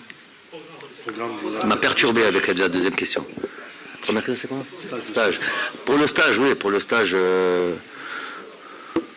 on est à un petit mois maintenant de la compète. Il y a eu des choses qui ont été, il y a souvent beaucoup de choses qui sont dites et souvent erronées et souvent fausses. Normalement, vous devrez comprendre que il faut une forme de discrétion aussi. Moi, j'ai pas le plan de vol et l'organisation Winbaré Yaklo, Winbaré Derbo, Winbaré truc du Cameroun. Pourquoi nous, on dirait à 1 mois et demi, à 2 mois, ce jour-là, tel endroit, viens me voir et viens faire ce que tu as à faire. Non, ça, il faut que nous on a tous cette intelligence parce qu'on est tous concernés par ça. Donc, les qui viennent et qui en parlent comme ça et qui insistent et qui veulent savoir, il faut juste qu'ils comprennent qu'on a un minimum de discrétion à avoir sur ce que l'on fait. Il n'y a que nous qui sommes là, qui veulent toujours tout dire et à tort, et en plus beaucoup d'informations. Après, juste pour répondre, parce que je vais répondre par respect, je vais répondre à ta question. Déjà, j'ai entendu plus ou moins ce qui avait été dit par rapport à Andy. C'est vous qui parlez de Delors. Hein. Pour moi, c'était clos. Hein. Donc, je vous réponds, moi, ça. Que les choses soient bien claires. À part Redouk Nens, mal intentionné, toujours Caïn, ici et là, qui discutent et qui juste, ils veulent créer une forme, entre guillemets, du fameux buzz, ou une forme de venir mettre de l'huile sur le feu, ou venir profiter que, voilà, pour l'instant, on a peut-être un genou à terre. Donc, ils veulent venir t'achever. De toute manière, comme ça, c'est peut-être faire le scope demain. Ça a toujours de tout temps, ça existait, ça. C'est pas tous les Algériens qui ont envie de... En gros, je suis sûr, et vous êtes sûr, et peut-être que même il y en a dans la salle, que certains bledna n'ont pas été très fâchés, pour être gentils, de cette élimination, de cet échec à la Coupe d'Afrique. Allah, il y en a qui s'en sont contentés. Comme il y en a qui se contentent et qui souhaiteraient peut-être qu'on n'avait pas en Coupe du Monde. Ça, c'est une évidence. Et je suis sûr de ça. Donc pour ça, on utilise plein de choses et on va toujours à contre-courant. Toi, tu vas au nord, non, il va au sud. Tu vas au sud, il retourne au nord. Tu dis, donc pour revenir à ça, moi je suis assez surpris. Moi, quand on vient exposer le cas de Delors, il n'y a absolument rien de personnel. Il n'y a rien du tout de personnel. Moi, à la limite, on dit que j'ai quelqu'un que j'apprécie. Il n'y a absolument rien de personnel. Libre ou Djibou, quand vous le ramenez sur une affaire personnelle, ceux-là sont mal intentionnés ou stupides, réellement stupides, et ils sont là, ils parlent du football de l'équipe nationale, ce qui est le grave. Normalement, tu ne ramènes pas n'importe qui pour parler de l'équipe nationale. Premièrement, honnête et juste. Quand il dit quelque chose, il ne dit pas Belmadi, un problème avec Belmadi. Il n'y a pas de problème avec Belmadi. C'est l'équipe nationale d'Algérie. Elle m'appartient pas moi. J'en suis responsable, j'en suis truc, mais j'en suis garant pour l'instant de ses valeurs et des performances que tout le monde attend. Mais elle m'appartient pas. Je suis juste au service du pays, moi, au service de l'équipe nationale. Donc j'ai aucun problème avec Andy Delors. Aucun problème personnel. Donc déjà ça, on met ça de côté. On parle plus jamais de problème avec l'autre. Non, pas de problème. Une chose. Et deuxième chose. C'est pas pour. Et je sais qu'on va vite au raccourci. On n'a pas marqué de but, Djibo a des joueurs. Il n'y a pas de Zoro chez nous. Pas de Zoro, encore moins lui. Mais ça, c'est un bon joueur ou l'autre. Et comme on veut dire, c'est parce que ceux qui discutent de ça disent tout ce qui leur arrange. Troisième choix, pas troisième choix, c'est quoi ces trucs-là? Je vous ai montré par A plus B qu'il était dans un turnover, qu'il était dans une concurrence, qu'à un moment donné, ouais, mais pourquoi Bardad Bounedjah, à ce moment-là, il était prolifique. Aujourd'hui, c'est facile, Bardad Bounedjah. Kislam Slimani a toujours marqué des buts. Et il était à un moment donné, avant cette annonce ou cette décision, il ne faut jamais l'oublier. C'est lui qui dit ce qu'il a dit. Et pendant une année, mais ça fait que 5 mois, l'année, mais donc, عنده encore le وقت. Donc, et après, il va aller voir واحد آخر ويقول له maintenant je suis. Mais c'est pas Roten qui sélectionne quand même. Elle dit mais c'est ne surenchissez pas parce que vous avez fait 1000 émissions sur lui. Tout le monde vous avez donné truc. Hadi c'est pour moi je me reconnais pas. Le حق me reconnais pas. أنا ما داني والو أنا داير حاجة ليكم. Hein? Ouais, ليكم انتم جزائريين. On dirait que c'est à moi, c'est pas à moi. Ça, une année mise entre parenthèses, consacrée à mon club parce que concurrence. Pourtant, il يقعد في البنطوش le club تاعو. ما عندوش مشكلة غير معانا. Donc, soyez correct, soyez juste. Ne profitez pas parce qu'on est un jeune notaire. Parce que ce qu'un jeune notaire, c'est votre pays. Donc, mettre Djibounesh à d'autres trucs, moi, pour moi, c'est même. Pour moi, c'est grave de donner autant de l'achor. Je vous dis, je respecte l'homme, il a pris une décision, on en a pris acte, on guedmou. Mais ça aurait été lui, ça aurait été Riyad Mahrez, ça aurait été la même chose. Il n'y a pas de Zoro, on a obtenu nos résultats parce qu'on a truc. Mais t'enseuch berh. C'est pas aujourd'hui, on a un genou à terre, c'est lui qui va devenir le sauveur. Mais qu'est-ce, il n'y a pas de sauveur chez nous. Le sauveur, c'est tout Algérien qui veut représenter son pays, ou un Hamas, le Blédo. Ça, sur ça, je ne me reconnais pas dans tous ces gens-là qui le prennent maintenant aujourd'hui. Mais ça, je sais, à la belle, ils n'ont rien à faire de. C'est pas de lui qui parle. Au moins, c'est Qadiat Chars. Au moins, ils sont dans une histoire de mettre le feu comme on peut. Donc. Et celui qui dit l'équipe nationale, c'est pas Diamel Bandi. Bien sûr que c'est pas moi. Mais est-ce que Chouhada va faire la démo? C'est pas un problème de les mentionner, Allah yarhamhum. On va faire pas de démagogie. Chouhada, restons fi Chouhada dans le football. Parce que notre histoire elle est particulière. Il n'y a pas un pays dans le monde qui a utilisé le football pour mener une cause d'une révolution. Là, l'équipe du FLN. Chaque fois qu'on peut les nommer, on les nomme. Moi, quand je suis venu, c'est la première chose que j'ai fait. Avant de parler de tactique, avant de parler de trucs, j'ai dit voilà les valeurs. D'où les valeurs. Vous héritez de ces sacrifices-là, de ces gens-là. D'où, روح قولهم مازالهم موجودين. اللي راه مريض الله يشافيه اللي موجود. روح شوفوا ماوش, par exemple. روحوا شوفوا راشد مخلوفي مازال parmi nous, الله ربي يشافيه مريض ربي يطول في عمره. Allez le revoir, parce que regardez comment on veut utiliser des termes que tout le peuple va être Chouhada. Oui, Chouhada. On n'a pas respect pour Chouhada, pour l'équipe du FLN. Tout le monde, que vous avez fait tous les sacrifices d'une carrière, d'une vie, question de vie ou de mort, parce que vous vous êtes échappé, vous êtes truqué, pour venir mener une cause pour cette équipe qui allait devenir la nôtre, l'équipe du FLN qui allait devenir la nôtre, allez leur dire que un parmi eux dit. Je mets entre parenthèses, ou là, pour une saison, et dites-leur, est-ce que vous adhérez? Ça dépasse le cadre du football, khoya. Ça dépasse le cadre du football. Moi, c'est avant tout nos valeurs. Mais si tu parce qu'il y a une caisse à l'Alam, dis-moi Zoro. Allah, ni Zoro, ni qui que ce soit d'autre. Ça, c'est moi, je défends les valeurs de mon pays. C'est ça. Celui qui n'est pas comme ça, pour moi, marash fahem, hayatou, tariq ta'ou, voilà. Il y a personne qui, on peut commettre des erreurs, hein. Commettre des erreurs. On en a eu des joueurs qui ont commis des erreurs. Pas dans ce domaine-là. Pas dans ce domaine-là. Et je répète, zéro problème. 3 semaines, je vais vous donner votre scoop si vous voulez, 3 semaines avant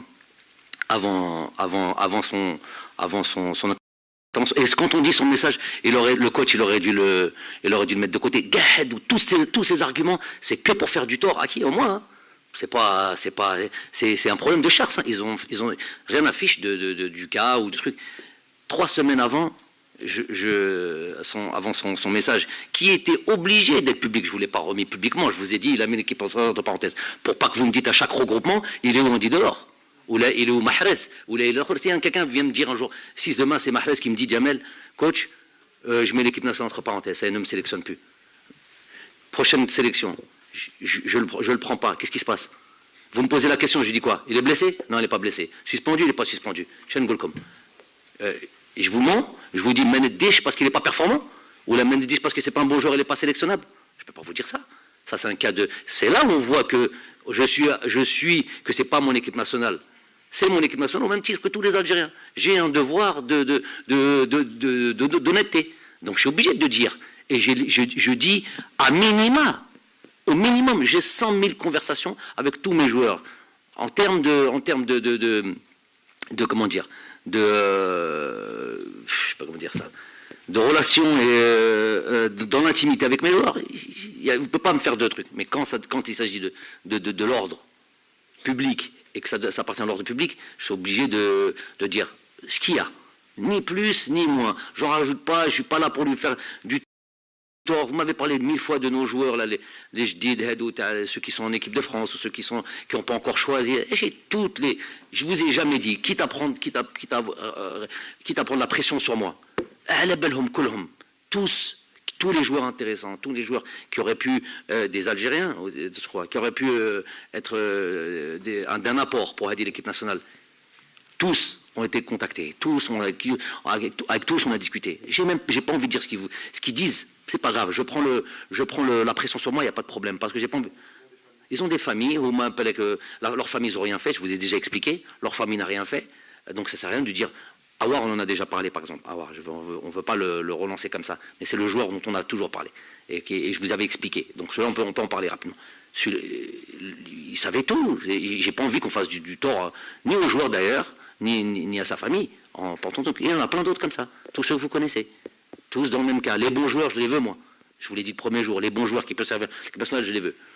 Donc pour revenir à notre ami Andy Delors, 3 semaines avant son refus ou bien sa déclaration de mettre l'équipe nationale entre parenthèses pour une saison, pour se consacrer à son club.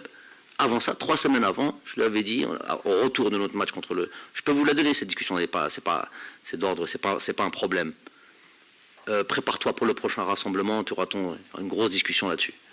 Et c'est vrai que j'avais senti, mais je ne peux pas me méfier de quoi que ce soit. Mais voilà, il n'y avait pas de retour comme d'habitude. Quand on discutait, c'était un échange qui allait que dans un sens. C'est après que j'ai compris, en fait, qu'il était dans la difficulté, qu'une décision est déjà prise.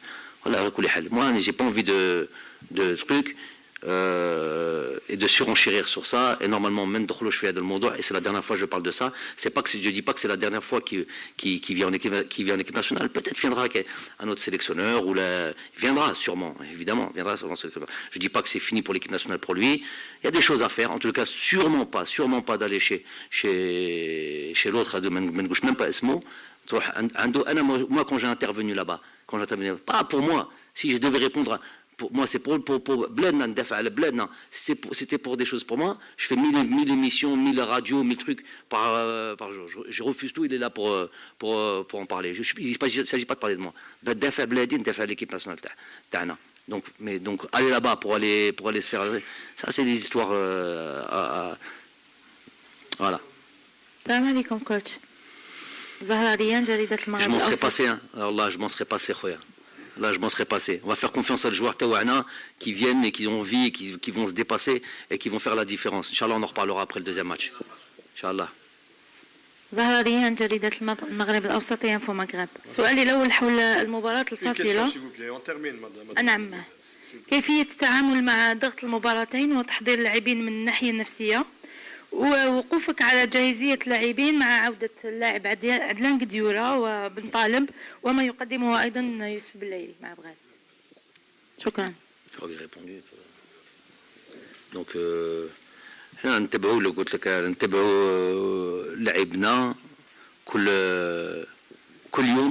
يوم كل اسبوع كل مباريات اللي يديروها مع اللي يعملوها في دوريتهم ومع فريقهم و en plus de communiquer régulièrement dans la semaine et préparer au mieux avec le prochain rassemblement et que tout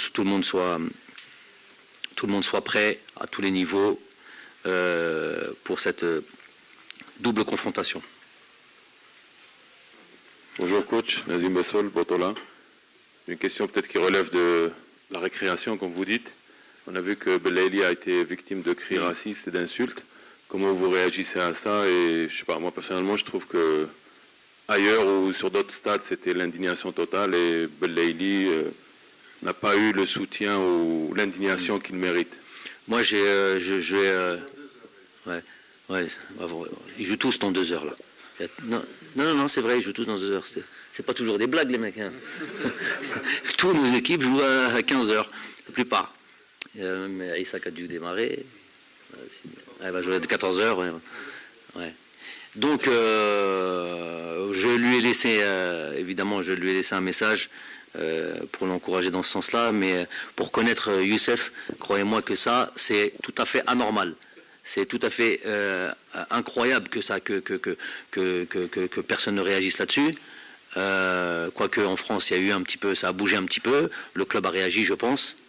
Pas du tout. Ok.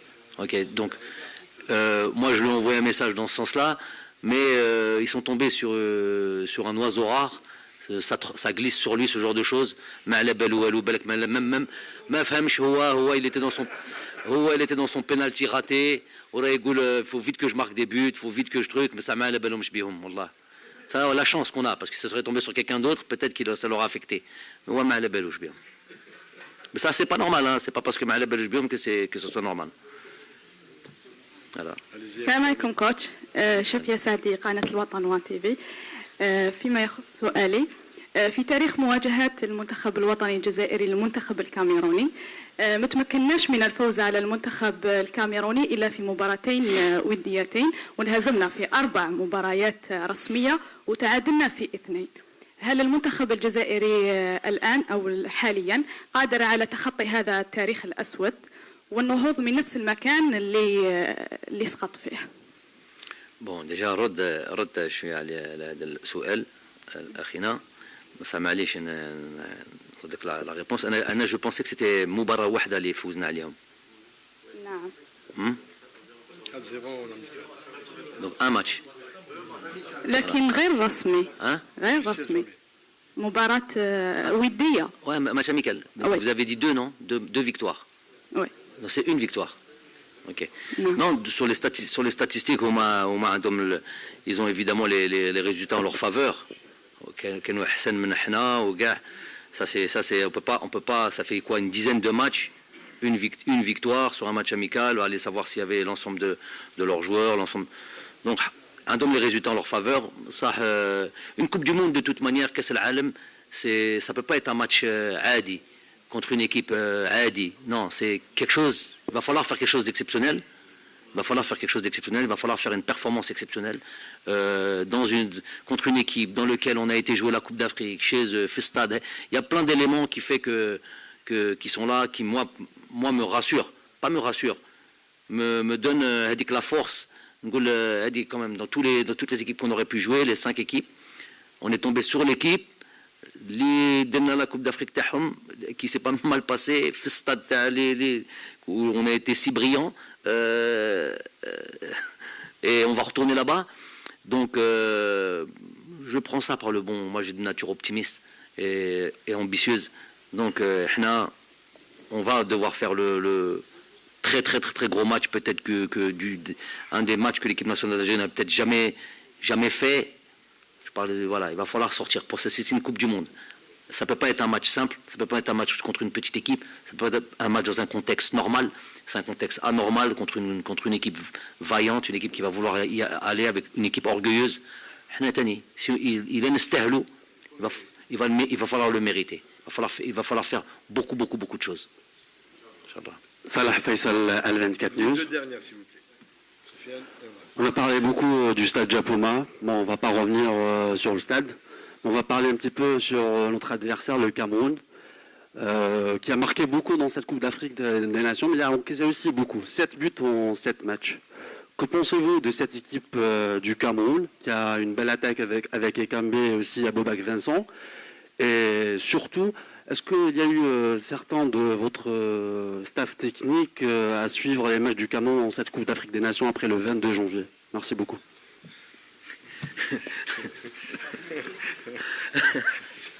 Si on faisait pas ça, non. Toi, tu poses toujours des bonnes questions.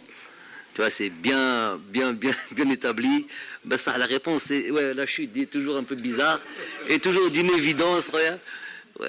Si on n'étudie pas les équipes, on les met alors que.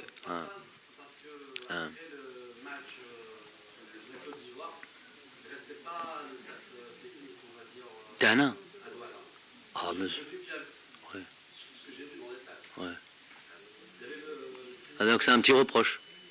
Présentiel. Là, pas de problème, Khoya. Non, pas besoin d'être dans les stades. C'est vrai que dans les stades, tu vois. Ouais. Ouais. Mais ça, maintenant, il y a des logiciels où tu peux voir peut-être même mieux que dans le stade. Mieux. Tu arrêtes, tu trucs, les images, tu les décortiques, tu fais tout ce que tu veux. Même si j'aime bien aller dans les stades, c'est vrai que tu vois des choses. Mais maintenant, avec les nouveaux logiciels, c'est pas Meshiki Mabekri, la vidéo, la 4-7 vidéo VHS, au truc, tu dois rembobiner, au match au et l'autre. Là, tu vois plus clair que clair. Et nous, on n'a pas vu juste les matchs de la CAN, on est sur leurs 13 derniers matchs. 6 matchs de qualification Coupe du Monde. Voilà. 6 matchs qualifiés. C'est quoi le résultat? Attends, 1-0 contre la Côte d'Ivoire. Et match aller? Non, je téléphone, c'est 2-1 pour la Côte d'Ivoire, en Côte d'Ivoire. Donc, et champ de patate exactement, et leurs 2 buts, c'était sur des pénaltys, que ce soit les buts qu'ont marqué le Cameroun, que ce soit en Côte d'Ivoire ou que ce soit à domicile, c'est 2 buts sur pénalty. Un but à domicile de Toko Ekambi, et là-bas, c'est celui qui joue à droite, Ngama 2. Donc, non, on observe, mais si on observe, on dissèque. Ça, je n'en dirai pas plus, puisque là, je ne veux pas dévoiler les cartes, mais en tout cas, on est...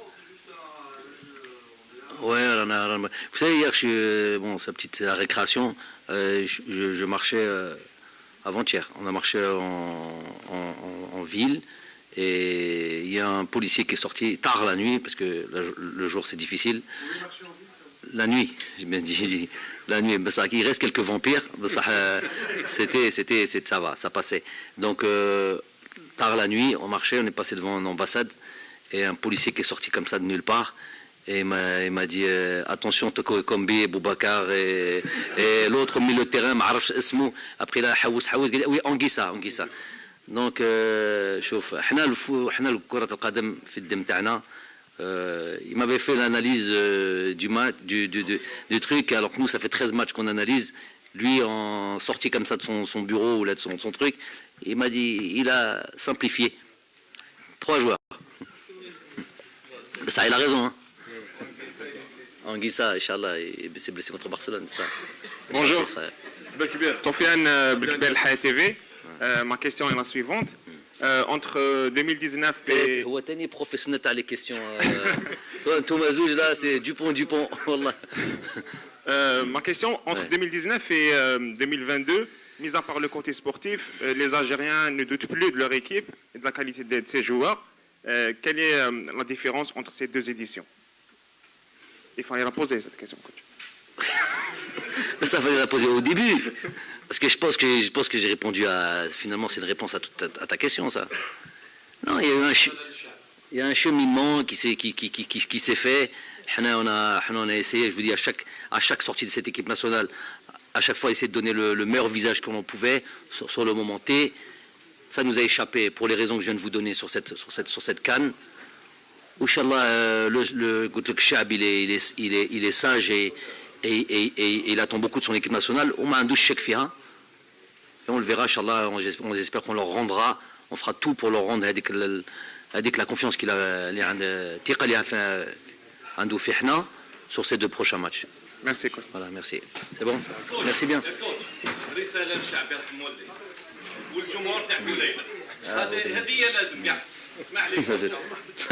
قلنا لكم احنا قلت لكم هادو سي les deux matchs les plus importants ليا كمنتخب الوطني pas parce que c'est pas une question de pour moi personnellement, c'est parce que كاس العالم وحنا بلادنا تستاهل تكون في كاس العالم في بلاد مسلم في بلاد العرب. وعلى بالي باللي الجزائريين vont venir en masse في قطر وsurtout يستاهلوا قلت لكم غير دروك. Je vous ai dit un simple policier يجي يقول لي ها l'équipe تاع الكاميرون. il m'a résumé عنده الصح عنده الحق, il a raison. Il m'a résumé rapidement ce que c'était truc, ça veut dire يحب كرة القدم. Donc nous on a envie de lui donner ça, on n'a pas envie d'être absent في هذا الكاس العالم, ça serait vraiment ماشي un échec, ماشي اكثر من un échec, on veut même pas l'imaginer. Donc نشكرهم vraiment, نشكرهم du fond du cœur في هذيك surtout pour les joueurs علينا كطاقم فني, mais surtout على les joueurs malgré la déception, la grosse déception تاع هذه الكاس الافريقيه والهزمه, on l'appelle un chat un chat, مازال عندهم ثقه في اللاعبين ومازال عنده ثقه في هذا الفريق, وحنا ça on peut pas l'oublier. ça هذه جمهور تاع بليده كيفاش نكونوا فوالا جمهور تاع بليده على بالنا باللي راه يستنى باغي يستنى فينا le 29 mars, وعلى بالنا nous ce que je veux c'est que soit ce qu'on souhaite, وعلى بالنا باللي ça va être ça. Il faut que notre stade ce soit à Bombonera, à Boca Junior, tu vois, le même stade. وعلى بالنا باللي ça va être ça. Ou c'est impossible, comment les joueurs, quand je leur parle et je leur dis, c'est impossible qu'on laisse une passer, et ça je dis ça avec beaucoup d'humilité, de respect, plus que du respect pour cette équipe du Cameroun. La qualification ne peut pas nous échapper. Je vais vous dire un truc, le résultat aussi du travail de Hedek el-Fariq ou Hedek el-Djil, c'est qu'on a mérité de jouer ce match-là à domicile. Et ça, vous savez très bien que c'est un parcours. Il faut finir temps, il faut finir là, qu'on a tout le temps le classement truc.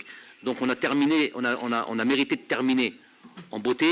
Imaginez-vous le contraire, si on devait aller faire ce match retour à Japoma là-bas. On ne sait pas comment ça serait passé. Donc Inch'Allah, on veut fêter ça à domicile. Pour moi, ça sera aussi grand, voire plus grand peut-être, hein, que la Coupe d'Afrique 2019.